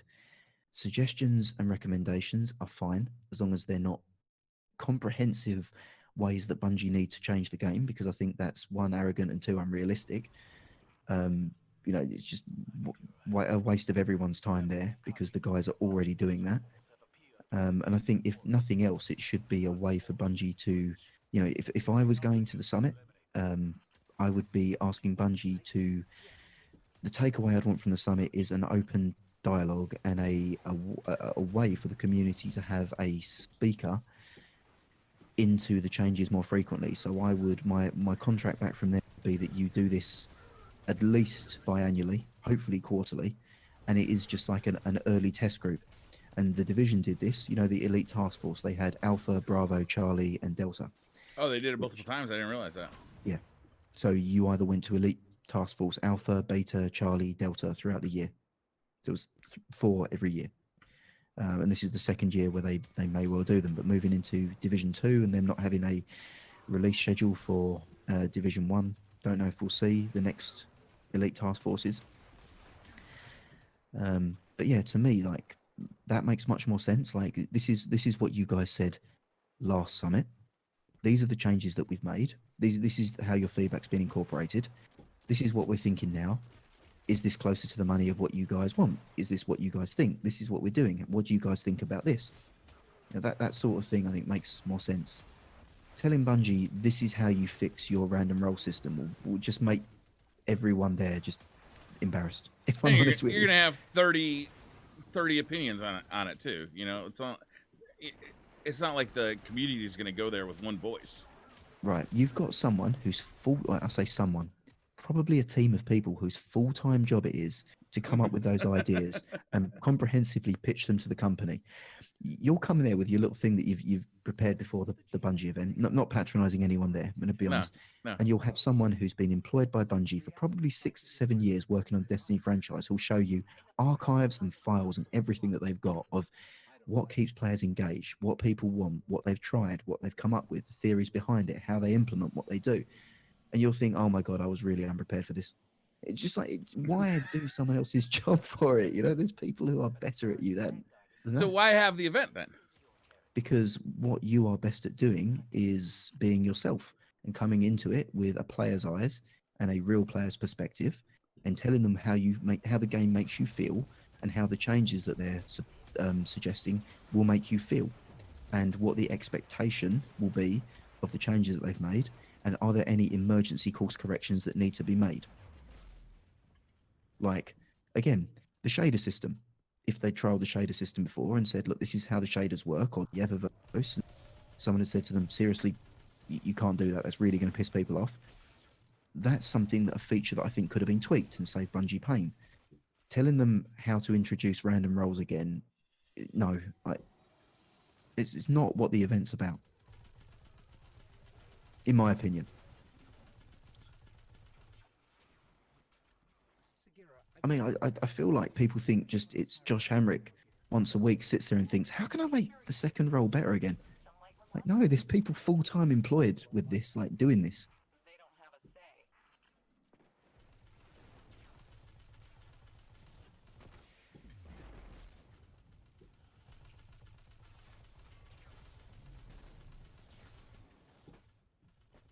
I mean, if you ever watch anything on the science of loot crates as well, Overwatch like had people that their full-time job was to sit there and figure out what the best way to animate a loot crate was, what noises to put on it, how long does the loot crate have to be, how long do you have to hold the button down for, what does it do, how does it spit out, how much animation's on there, all these things. What's the most, what is going to create the best sense of reward from that loot crate? And probably the same thing happens in the game, in terms of each engram.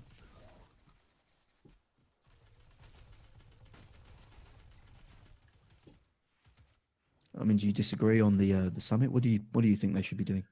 I don't think that. I mean, if Bungie comes to the people who come to the summit and say, here's what we've got in mind. It's halfway through development. What do you think? Is it a problem? Is it a good? Should we keep going forward with it? Like on very specific items. Like I want to say, for instance, the weapon system. Yeah, sure, the weapon slot system, right? Here's what we got in mind. What do you guys think? Like, how do you see any pitfalls that we haven't thought of? Play with it for a little while. Yep. I think it serves a couple of different masters if they do that, right? It serves a bunch of masters. It does give Bungie some information about something that they've had in development, and hopefully, either like they realize, yeah, we got this right, or no, we got to improve it in a couple of different ways because of something that somebody pointed out or people pointed out at the summit. But it also makes people who go to that summit feel some investment in the game, right? If they see their idea come to fruition or something they talked about with a developer come to fruition, like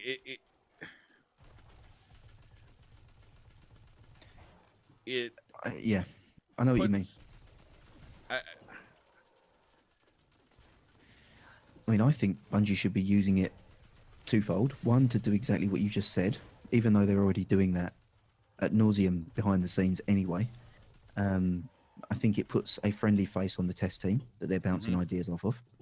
I think Bungie, if they're smart, they should have very creative NDAs with the individuals that go, that don't allow them to talk about specific aspects, but do allow them to talk about the experience, what they saw, Bungie's methodology, Bungie's thing there, because the community, it might be that the live team's objective or the community management, I mean, this might be, talking about different teams' objectives here, this might be the brainchild of Deej as a community management lead. This might be a PR piece to say, how can we change the noise on the forums? How can we, effectively get a voice that the community are going to believe, because they don't believe us anymore. Right. We've got to sell Destiny 2 the Taken Queen, and right now we have zero credibility. Yeah. How do we get that credibility? And I know we can bring some guys in to play test. We're doing that anyway. It's not like we don't have play testers. We have a fucking ex-professional gamers who are play testing this game. Like, we do. That's a fact. They've said it before. But no one believes us when we say it. Well, if we've got the friendly faces of the Destiny community, the community figureheads that will come and talk to them about all the hard work we do, all the testing, all the design thought that goes behind what we do, that's a better story to sell, and that's going to, placate the Reddit forum significantly. This whole we're listening. If you I don't know. go to that summit, and you are sitting, at the bar after, at night with a couple of the Crucible design team, and you are convinced that your idea has been at least listened to and possibly implemented into the game, even if it was just your feedback about an idea that they have, right? Something that is already half built. And you start playing that game, and like how easy would it be for you to defend that decision? Yeah. Right? I said this, they did this. Right. Like, no, it's a good decision. I take ownership of this decision. It was my decision. I believe in this decision. Like, how would that turn around the discourse on, YouTube videos that are overwhelmingly negative right now, and Twitch streamers, who get onto Destiny and, bitch about the game. They play it for 8 hours and bitch about it the entire time. Yep. you know, how does that change that public view of Destiny?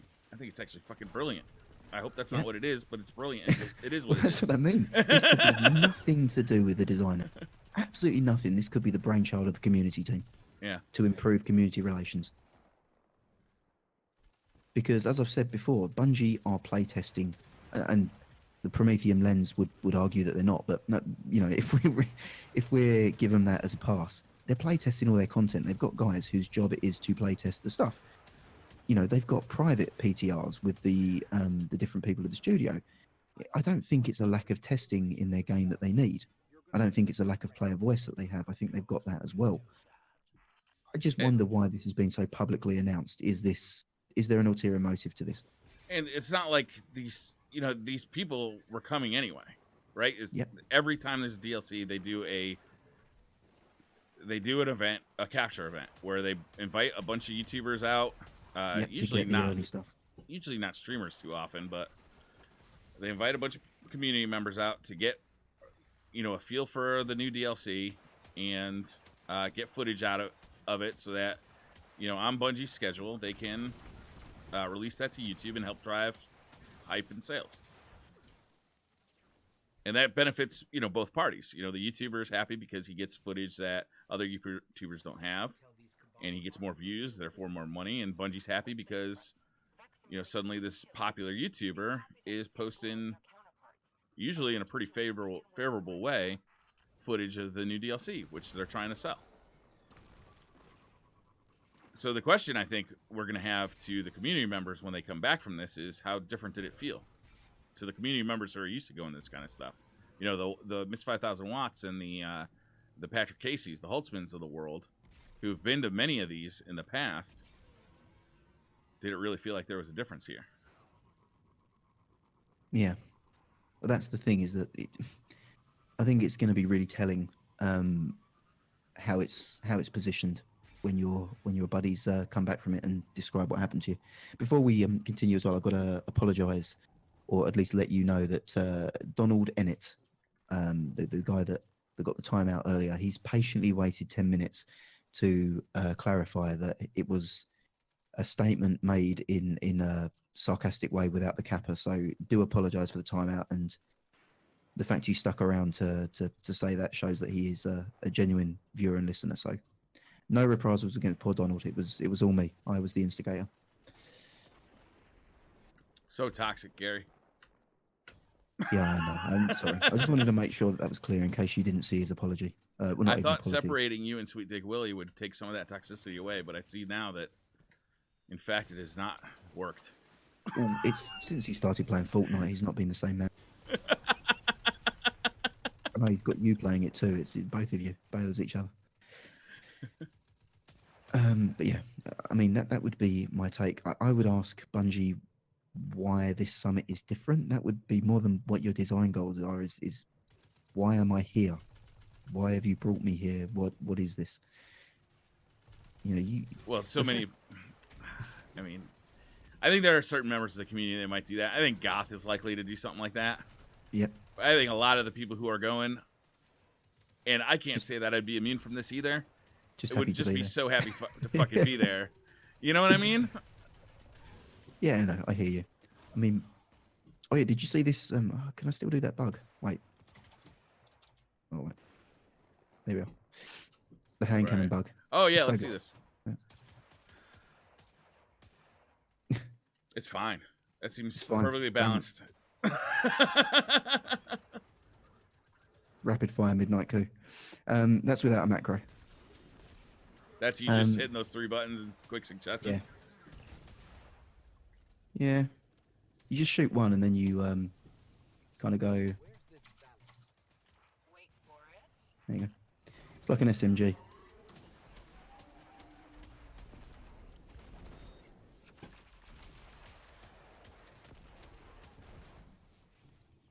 But it's like the last word.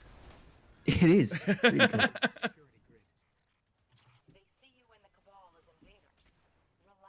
Can clear a midnight coup chamber so quickly. Yeah, back to the topic at hand. That's my only concern, is that this is a PR stunt.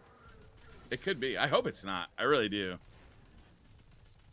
I mean, I think that if they're smart, they should be demanding, maybe not with them. You know, it'd be nice if different people went every time, but if Bungie were doing this quarterly. I mean, that's not a reasonable request in my opinion, because you got certain YouTubers that just have the audience that Bungie, you know, it's a capture event too. Yeah. And Bungie, you know, they want to make money. It's a business, you know, and they want, you know, there's a certain aspect of free advertising that comes with having a capture event. And I mean, that you could call it free, you could call it the most expensive advertising in the world because of the bullshit you have to put up with to get it. Yeah. But I mean, like, there's going to be certain YouTubers that are always invited to that, you know? Yeah, and I don't think it's necessarily a bad thing to have them, but I feel like what Division did with random community samples is far more accurate than just people from the Destiny community. I thought it was amazing that they had basically, like, you had to send in like an essay, like why, you know, why it makes sense for you to be there. I think that makes a lot of sense, you know. Is that like, make worth a case clarifying for the people who maybe don't know what that was? Sure. So the Division, so Massive, who are the developers of the Division, did a similar thing to what Bungie are doing with the Summit. It was called the Elite Task Force, or the ETF. And what they did was, you know, they had their main stage, you know, the people that were the kind of, I guess what they call brand experts, the people that really knew the game, that played it all the time. So that would be like your King Gathalions and your, you know, Professor Bromans or whatever, and your Briar Rabbits there. I'm not gonna put you down. So those guys would be there. But they also opened up a Google form, which was like a little submission document, and provided you had, I think it was 40 hours played in the Division, that qualified you to enter. And you had to fill out an application form to say what it is that you liked or disliked about the game, and one major change that you would make, why you'd make the change, and what you feel it would bring to the game to make. This wasn't really about changing the game. This was more about, can you think conceptually about the game, and can you put together, you know, a sentence about how you change the game. Right. The reason that was so great is that it wasn't just, you know, you weren't prohibited on having your view heard just because you didn't have 100,000 subscribers. Everyone that had a stake in the game had a chance to have their voice fairly represented. And I think that's good, because then you would have people who are there because they love the game and want the game to be better, not there because they want something to stream every day. And the changes that we've just suggested to make gear really difficult to get gives me content for 6 months. That is a very valid point too that you make, is that the wants and needs of a streamer for a game and a content creator for a game can be very different from that of a, you know, of a player of a game. Yeah. And I do believe that a lot of the time an idea or opinion can be propagated by a popular person in the community. That's not necessarily a good idea. It's just popular because, you know, it was originated, or it was popularized by a popular person. You know, again, poor wording, but yeah, I think that happens all the time. Is that, I mean, like, it happened with Destiny 1 and Ghost Bullets. So Triple Rec put out a video, and Bungie were put into a position where they had to explain what cone of accuracy was and why it was put into the game, and what it is, because a video came out that showcased it.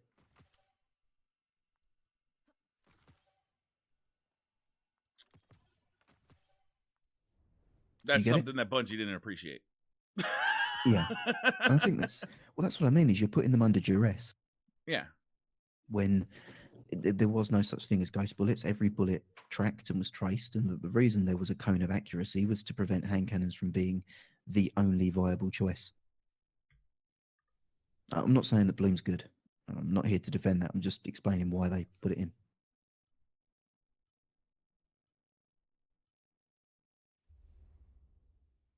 But there's like an infinite amount of design decisions that we'll put into the game, and there's probably a lot of motivations and compromises and reasons. Fuck it, let's do one more. I think I've got time for one more. All right. Unless you got it. Did you get it? No, I didn't get it. Did you get it? No. Did Nikita? Unless Is my Nikita? inventory was full. Yeah, it's don't Nikita. know. I believe it's Nikita. You're Deadly Pants, right?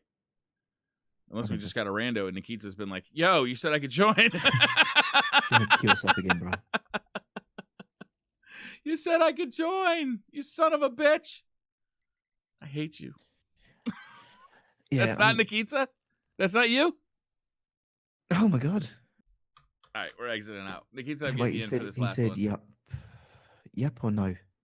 Wait, which one is it? No HC. Wait, what?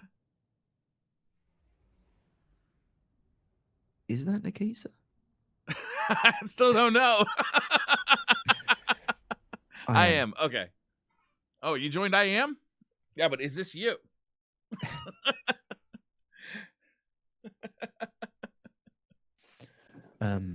Okay. No hand cannon. Okay, I got you. We got you. Right. Is Dim working yet? I don't know. Maybe. I'm not gonna lie. When that, I was hoping there'd be a trailer right in the middle of this director when we New. when we got the update today.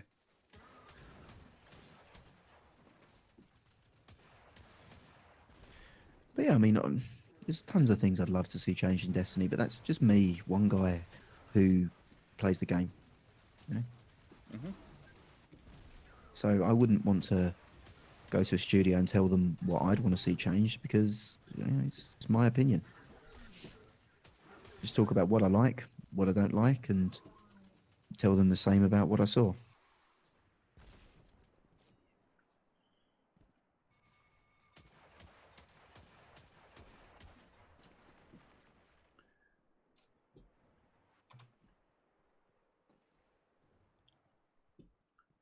Have you guys ever thought about maybe it's a PvE and story-oriented event?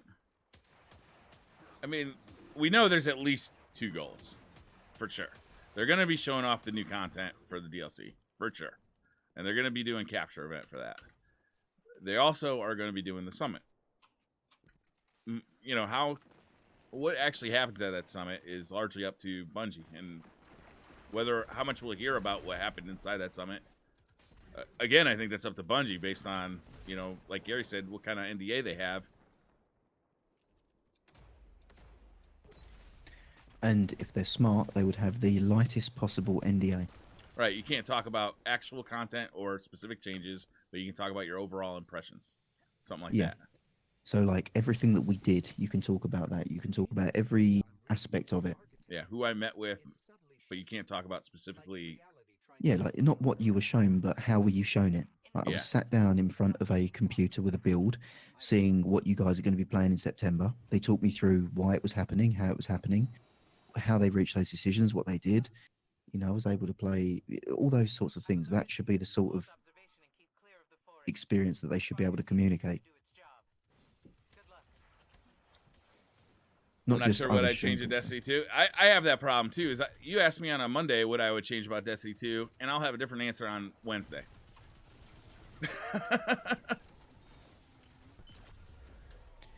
I would.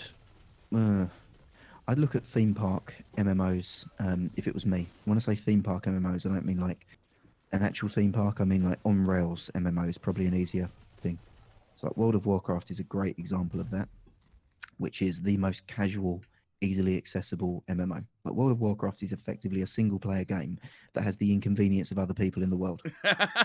It really is. That's not what it used to be, but what it is now. Like, you can actually get a mod where World of Warcraft is mapped onto a controller. They change the camera to be a third person over the shoulder. And you can actually put, it's obviously community mod. It plays like a Skyrim-based game. I mean, the dungeons are all match-made with cross-server. The dungeons have been watered down to be just roll your face on the keyboard and you do it. It's easy, it's accessible. But learn from what you've got. Like World of Warcraft had Destiny 1 talent trees on release. Really complicated, deep talent trees. It's moved to now where you get all of your core spells as soon as you pick what you want to be. And as you go down the list, it's like a radial wheel. You unlock 1 or 2 extra things. Very, very similar to what Destiny 2 does, if I'm completely honest with you. But I'd look at the way that they've got like world quests and world events, and how do they do accessible content outside of raiding? You know, what do they do for the guy who just logs on every day because they enjoy the game? Mm-hmm. And I think you'd actually find that Destiny 2 is not far off what World of Warcraft are doing now, but it's just in terms of scope and scale. Obviously, Warcraft does it better. But that's a game that I would want. You know, I'd want a game that I can kind of work towards, little goals that I like slowly. You know, little things that each week I can chip away at that don't make me any more powerful, but just, you know, let's say every single faction that you've got. So all the guys that are on the planets, the planetary factions, if they had 100 ranks instead of 25 ranks, and I was able to unlock the ability to buy certain shaders at 25 and the ability to get a certain cosmetic cape ornament at 50 and then something else at 75. Little things like that that are purely cosmetic. I think that'd keep me playing.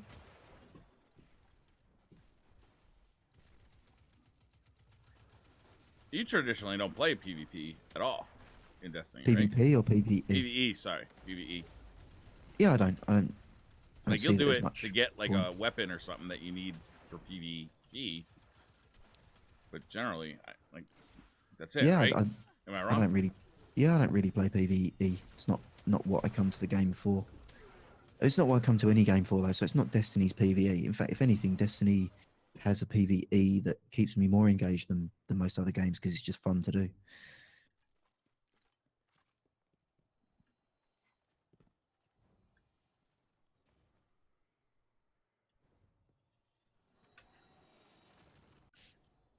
I mean, I'd also argue that what games are people playing endless hours of now? They're actually games without much depth. Like, if you want to keep people playing for a long time, They you have just need to long-term make... rewards, though. Yes, Like, I guess Fortnite, for depends on... instance, has long-term rewards. Like, if you play, you know, a lot for 2 weeks, you get some pretty sweet skins and pretty cool Yeah, skins and emotes and stuff. But you cosmetic don't get... items. Yeah. Yeah. Yeah, cosmetic items, I think, is certainly something that you could put in. But, I mean, I don't know. I think Salty's on the money, though. I mean, he's weird, but I actually think that that's a fair representation of what the gamer market wants now. I think he said goals are sweet and welcome. But I put hours, and I mean hours, into Halo, as well as other PvP for no incentive whatsoever. I just enjoy the feel. I did the I same mean- with Halo. I just enjoyed it. I used to play, I used to try and play the legendary missions by myself, and it was fucking, 3 to 4 hours in a session just trying to beat one level.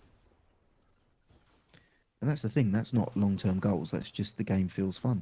Yeah. But then would it not be argued that Destiny 2 feels fun? Why aren't we playing it for hours? Or does the PvP not feel fun? Well, we've been doing basically the same. We've been shooting the same enemies with pretty similar guns for 3 years. I don't know. The PvE for me, the reward system, those huge highs of getting like those awesome drops out of a Nightfall or a raid is definitely one of the things that kept me coming back to Destiny 1. And it's why I raided more in the first year of Destiny than I did in the consecutive years. Because, in King's Fall, and then again with, and even more so in, I can't remember the name of the third raid. What was the name of that? Wrath of the Machine. Wrath of the Machine. It's like you got everything right away. I do raids now because it gives me a chance to play with the community, not because I want to raid or I want the loot. It's just a fun chance to get 5 people into a fire team and talk about brake shops. I mean, yeah. I think that's part of the reason maybe is that the investment game... But is it bad? Again, this comes back to the design direction of it. Like, the D2 hasn't had people raiding every week like they did in D1. But part of raiding in D1 wasn't because you really raid. It was because you needed the gear. You needed the weapons. It just wasn't dropping. Yeah. Trials. You know, Trials. Yeah, we played it with buddies, but I mean, we played Trials on D2 with buddies. We probably still would be playing it if there was a player base. Yeah. But you know, it was because a lot of people played it because they really wanted that lighthouse. I really wanted that solar hand cannon. Like, that's straight Which up Jewel of Osiris. Oh, right. Year one. Yeah, yeah. I mean, Trials, when it was new, was so fresh and so new. There was just no other game that was doing something like that. You know, it's a different world that we live in now. You know, Trials is a 2-year-old game mode. The new hotness is, you know, Battle Royale. Like, Destiny 2 exists in a different world than Destiny 1 did, too. Yeah. Don't worry, Nikita. We're happy laying here.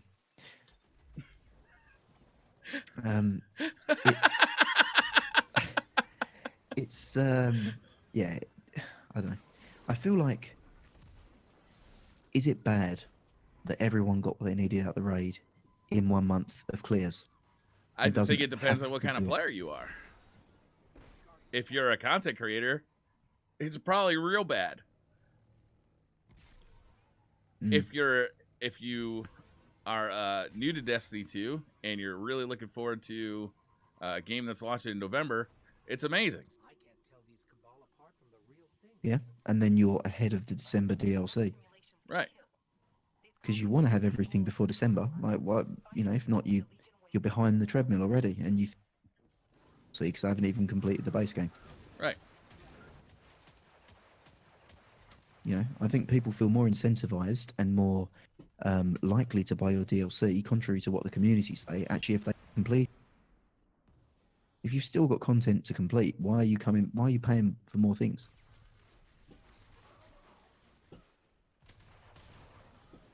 You know, if I haven't got all the exotics in the base game, I'm not going to pay for more exotics. You know, if I haven't cleared the raid, if I haven't, you know, reached max level, whatever it is.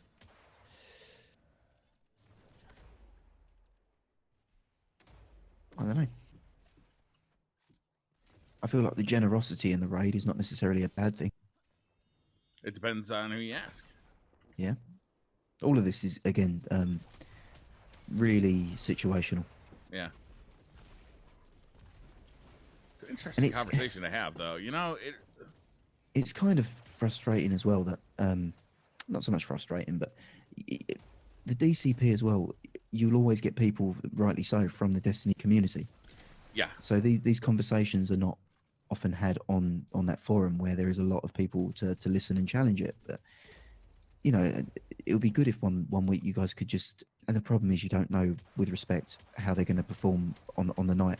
But if you had someone that was just a Destiny player that maybe wasn't in the game, I suppose you could do that with a content creator who's completely outside of the outside of Destiny community. Yeah, that'd probably be the way to do it, right? Somebody who maybe tried Destiny, but enjoyed it and finished it and put it down. Why did they do it? What was, you know, do they sympathize with what you're saying? Fucking awesome idea, because you're right about having like a community member, meaning like I play Destiny but I don't do like podcasts or Twitch or anything like that. It's super risky to get them on the show because you don't know, like, can they even talk on a microphone? Like, do they have a microphone? You know, like that kind of stuff is a real concern when you're trying to put an entertainment product out there. But if we got a YouTuber, you know, Skill Up, I think, was a pretty good example of that, but in the opposite direction. He was not a Destiny community member, but he had, you know, played Destiny and had real complaints about it, and it was interesting to hear his views on it because he's outside of the echo chamber of the community. But I still feel like he was a Destiny YouTuber at the time. Not now, but at the time he was covering Destiny. He was covering Division full-scale reviews around the time of D2 releasing when he left his job. Is that when he switched over to the reviews? Just before. Yeah. Just a little bit before. And he had left his job. He was working at a bank in Australia. Left his job as at the bank and just went full-time reviews and said that... Good, I don't trust bankers. I know, we're all assholes. But I mean, I'm thinking more like, mean, Paris was a good example, but then again, he still says my main jam is Destiny. I'm Yeah. thinking like someone that is, yeah, obviously you wouldn't get him, but like Greg Miller, you know, the kind of funny games, or What's Good Games, or Pretty Good Gaming, or one of these podcasts that has played Destiny and enjoyed Destiny and has positive things to say about it, but it is not their game. It's one of, you could put Destiny and substitute out that with Call of Duty or Far Cry or Assassin's Creed. You know, would they want to, even if they weren't there for the full Twitter questions, or I suppose they would, it'd be even if it was just more Who an wouldn't interview. want to stay for the Twitter questions? Yeah, I'm just thinking it's if Destiny's not your jam and there's 100 questions on the weapon system and slightly, it's like, Yeah. oh my god. I try and give not let that happen as a Twitter question. I try and like kind of do a half and half on the Twitter questions. Like, Yeah, but I don't know. I was just making a joke. Like, of course, you know, any reasonable person who didn't want to talk about their bodily functions for half an hour wouldn't want to be there for the Twitter questions. That shit's gold. But I mean, it's just an idea. I don't know, because it doesn't. I don't think that opinion has been voiced enough. I think you're probably right. You know, the Destiny community is certainly an echo chamber, and it's an echo chamber that often centers around, you know, people who stand to profit from making Destiny a more complicated game. And I know, you know, Pope, bless him, does play devil's advocate, but that's not his real position. You know, he is not a casual player. He is deeply invested in the Destiny community. I think it would be invaluable to have that opinion bounced off with someone and have someone challenge the views. You know, the preconceptions that we have that the weapon system's boring, the preconceptions we have random rolls should be better, that the PvP is dull, you know, all these sorts of things. Which subclass would you throw out and start from scratch? I can't believe no one said Bubble Titan. I think that's a smart idea. Because you guys have definitely got more broad brush appeal now, and there's enough coverage that someone else might want to use it as a platform to broaden and promote their own podcast. Yeah, among the top 20 of like all gaming podcasts on iTunes. I mean, the weeks that Revolver doesn't publish, I can see that. Right, obviously. You know, they don't get our highbrow humor, Gary. That's it. We're not tethered down to Destiny, so we can talk about penises. Right. There's just more time to talk about bodily functions. Yeah. I don't know. I mean, I've tried to be as objective. It's true position either. I mean, I'm a Destiny player, and appreciate people in the chat being very polite to me. But you know, I'm trying to take myself out of the context as much as possible to have this conversation. But even I'm not impartial because I've played the game. You know, I stream with Briar frequently. It's, you know, I don't profit from Destiny, but at the same time, I do play it more than the type of individual that I'm talking about.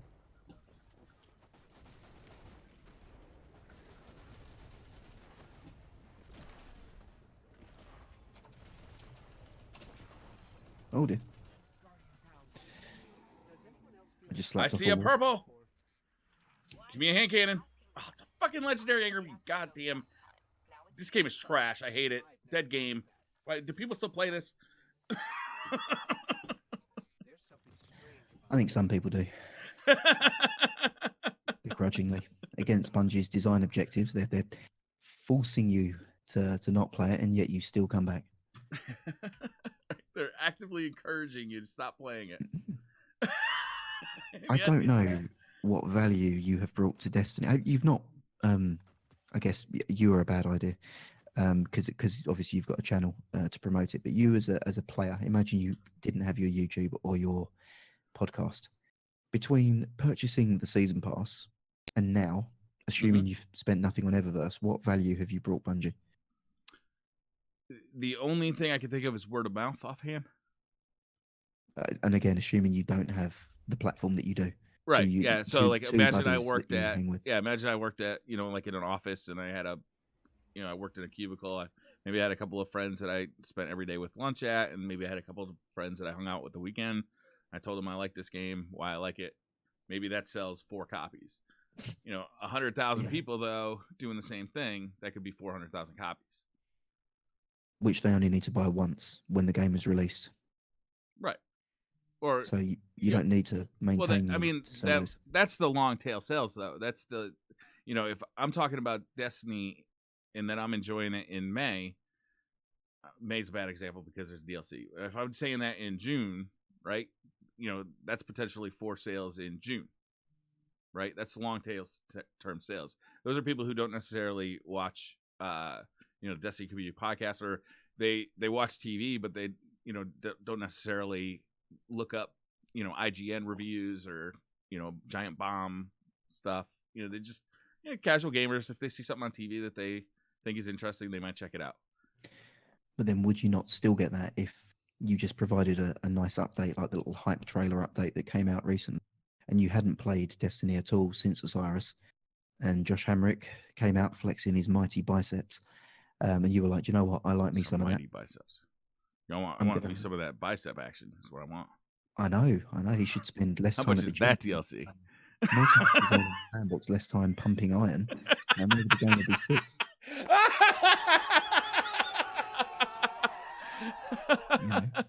We're over here starved for content, and he's getting ripped. Spectre Show, thank you for the Twitch Prime sub. I really appreciate it. Welcome to the rabbit hole. In fact, if nothing else, that's the feedback you need to take to the thing.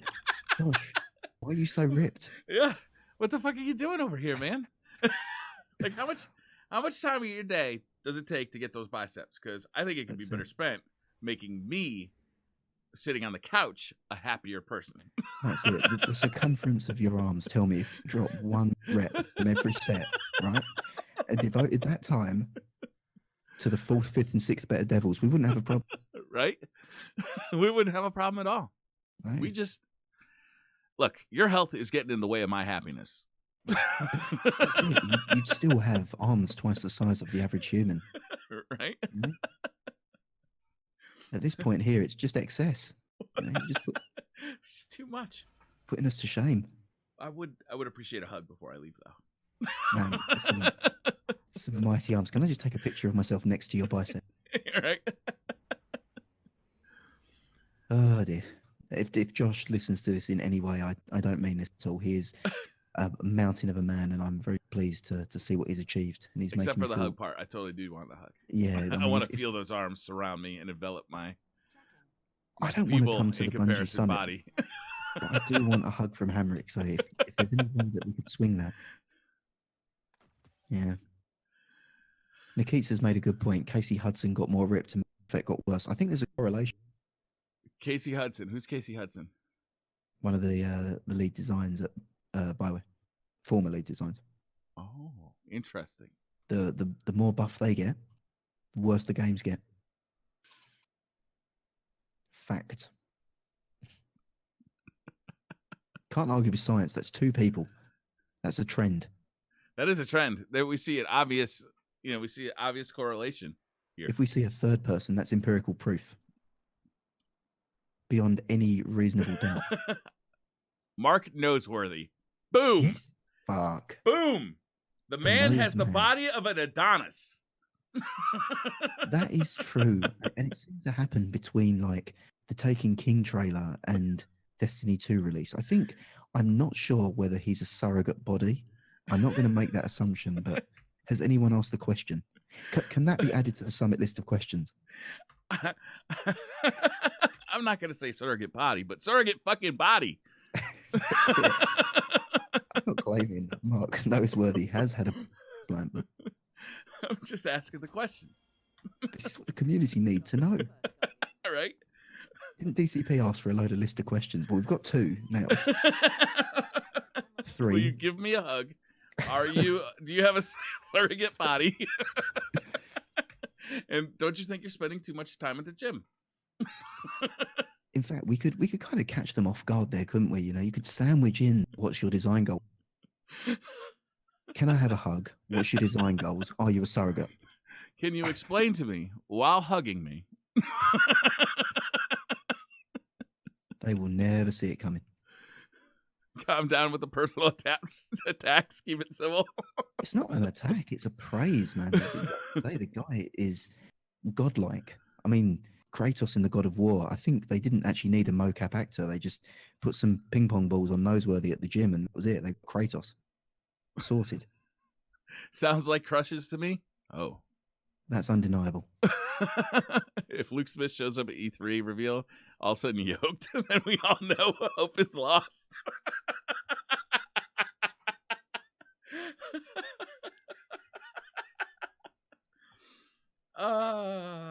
That's awesome.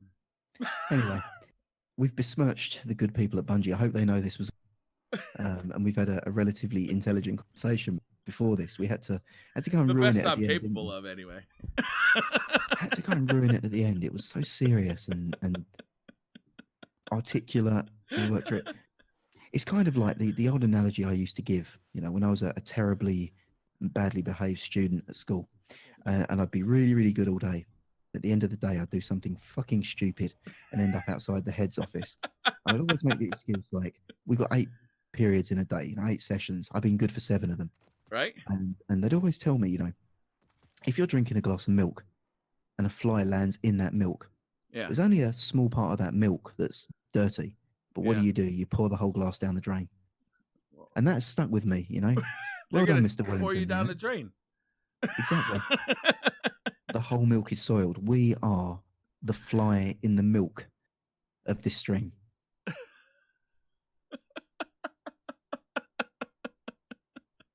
We're a fly glass. That's all we are. We're a fly in the milk. I know. The quality conversation was the milk. It was flowing like manna and honey from heaven. Mm-hmm. We've besmirched it like an insect, Or a pest. was the previous conversation just completely wrong? We really hit on the real issues with John Hamrick's biceps. Is that really the depth? Is that what the community summit should be about? Josh Hamrick Mr. appreciation. Hamrick's biceps. We're going to have a summit on biceps. It's just Hamrick in a room doing hammer curls. Just walk in, stare at him for 30 minutes and walk out. We encourage you here at Bungie to bring all your ideas and your recommendations. However, we will not listen to them until you defeat Josh Hamrick in one-on-one combat. That's it. Good Arm wrestle Hamrick. If he wins, nothing changes. We're actually just really pissed off at you assholes, so we're going to beat the shit out of you now. As you can see, we've been working out for days or for months in preparation for this event. Could you imagine? Welcome to the Octagon, bitches. If he was hosting the summit and he introduced himself perfect. Everyone walked into the room and he's just on a 3-legged stool in the center with a dumbbell, just curling a bicep. Doesn't make any reference to what he's doing and just starts the summit. The reason I brought you here today is because we're all passionate interest in the game. We want to make the game better. What we're going to do is show you some. Just that's it. Just keeps going, just curling the whole time. Eye contact. Yeah. Man. And then that's it. If anyone asks a question about the bicep or Why the, am I pictured him on the stool completely naked, but I don't think you said naked. that as well. I mean, I could imagine that if anyone asks a question about the dumbbell, he just completely brushes it off. Like when Matt Parker and Trey Stone went to the Oscars in dresses and they just made no reference to why they were doing it. I could imagine that. So Josh, why the dumbbell? Yeah, we're trying to make Destiny the best game we possibly can. Yeah. Me personally, we're here to talk about the game and how we can improve it. So I'd like you to really focus here. Come on, guys. I know that you're a bunch of children, like cats, trying to herd cats. Come on, let's focus. That's it. No, seriously, why the dumbbell? Look, we're trying to make Destiny the best game it can be, and your input will be really appreciated. Yeah. Don't ask again. Trouble Wreck lives right down the street. I will gladly replace you. That's it. We just need to go and delete some videos of his YouTube history. It's fine. It's fine. A couple of fine. tweets and we're good. I think Extreme Dan's correct.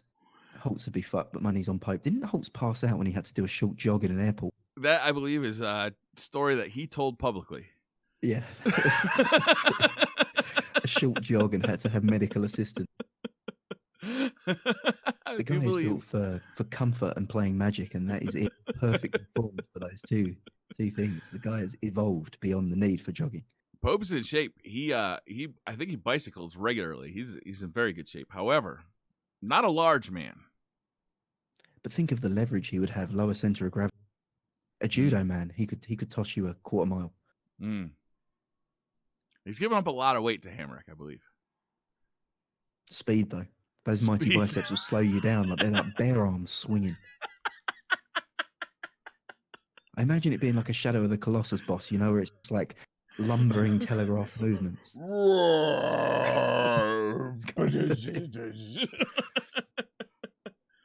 I don't think real life has a slow-mo button, but if it did, Pope would need it. Tefty has some strong arms, and that third fist hidden in his beard. Tefty, unfortunately, not going. Possibly because they feared exactly such a scenario. I've never seen Tefty in a state of undress, but I picture him as Gerard Butler, King Leonidas at all times. He's got the perfect beard for it. Mm-hmm. I think once he takes off the t-shirt, what you see is a red loincloth and just rippling airbrushed abs just across there that are just mighty as he growls. And I think that would be the one to. Yes. Maybe. This is exactly why Tefty wasn't invited, because he was too intimidating for the one-on-one bare-fisted combat that they have planned for the summit. The summit actually does not refer to a gathering of minds, but actually a game of, in real life, King of the Hill, where Josh Hamrick will be standing at the top of the hill. Testing community members will try to scramble up there to ask a question as he pummels them. The thing that this kind of keeps sounding like, do you remember Goodfellas? Yeah. Right?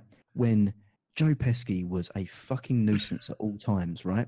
Wouldn't shut up, was riling everyone up, was just being an absolute pain in the ass for the Don. I forget what his name was, but the family boss, Paulie it was. And the Bungie community, I mean, I'm going to be honest, these guys, these are guys who have been causing trouble no end, vocal advocates. What happened to Joe Pesci just before he was shot in the back of the head? He was made, wasn't he? He was in to the headquarters. Oh, shit. Yeah. That's Went right. through a room and it was just an empty room, and he only had time shot in the back of the head, and De Niro had to smash up a phone booth. Look, you wait until you get the call, Briar. That's it. Look, all I'm saying is Slayerage. If you go to Bungie Studios and there is plastic on the floor, get the fuck out. Could you imagine? Immediately. You've got to dig the grave of your fellow content creators in a cornfield. That's it. They're shoveling dirt on you. This is it. This is the final revenge of Bungie. I think we might have gone too far with this one. Listen to the last name of Hamrick, a.k.a. the Hammer of Rick. Joe Pesci. Is it Pesci? There we go, not Pesky. Forget about it. That's why Triple was invited. Triple thinks he's in trouble. Actually, he's being spared. He's been given a golden pardon. Right. Don has forgiven him. Right. His ideas are too valuable to have him murdered, mob style, in Bungie's lobby. This isn't a summit. This is just a mass whacking.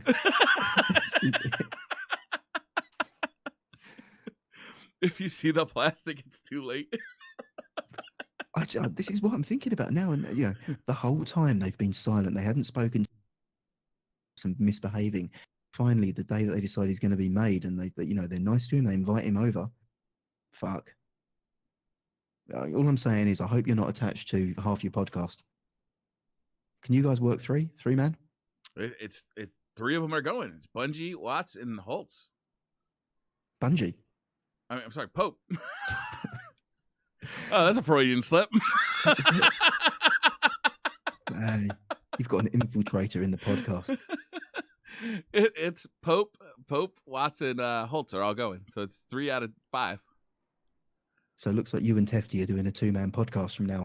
No, I think me and Tefty are taking the week off. We're going to make them. They're the ones getting all the fucking information. Why do we got to do the podcast? Well, moving forward, you guys better get used to talking to each other because they're not coming back. That's a good point. The culling of the community. This is the Destiny community culling.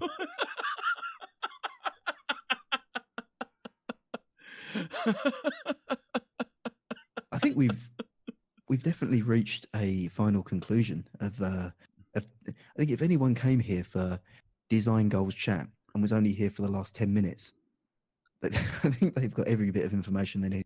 I mean, I feel like we've satisfied the populace once again. I think we have this and issued a rivals- warning, a strong warning. This rivals chili cones. The fact that we've uncovered the true reason, the true nature behind the Destiny Summit. That's right. True Vanguard, I don't want to lose you. Do not go. I cannot imagine a world without you, True Vanguard. I don't want to see you wrapped in a plastic bag and dumped into the desert. True Vanguard is fantastic. Did you see the video that he put out of expectation setting? I did. Where his dog attacked him. I wanted to defend True Vanguard from that dog, who so clearly was attacking my man. I don't know how True Vanguard can continuously do it, but he is the community's father in every way. Like he isn't genetically or biologically, he's genetically related to me. He's not a mutant. He's not biologically related to me in any way, but I feel like he is more of a father to me than my own was. Like the mannerisms, the actions, the fact he's just sitting there on the couch, selfie, round dog attacking him. Consistently, he will put out this aura of fatherly nature. Yeah. That I can't help but be magnetized to. The same. He's actually, calm, cool, again, collected. Slightly bumbling. Not above a dad joke, but very proficient. Yeah. Do you know what I mean? Like he strikes me as the type of guy that would be, fixing a leak behind the toilet. Yeah, I was going to invite him over to help me fix my sink. Doing that, but then he might misplace the biro in his mouth and like get a mouthful of ink or something. Something clumsy and dad-like that you can get. That man knows where a ball cock is and knows how to repair it. That's what I see. I mean, I had the same actual, and again, it's going to sound like American politics, but it surely isn't because this is not political.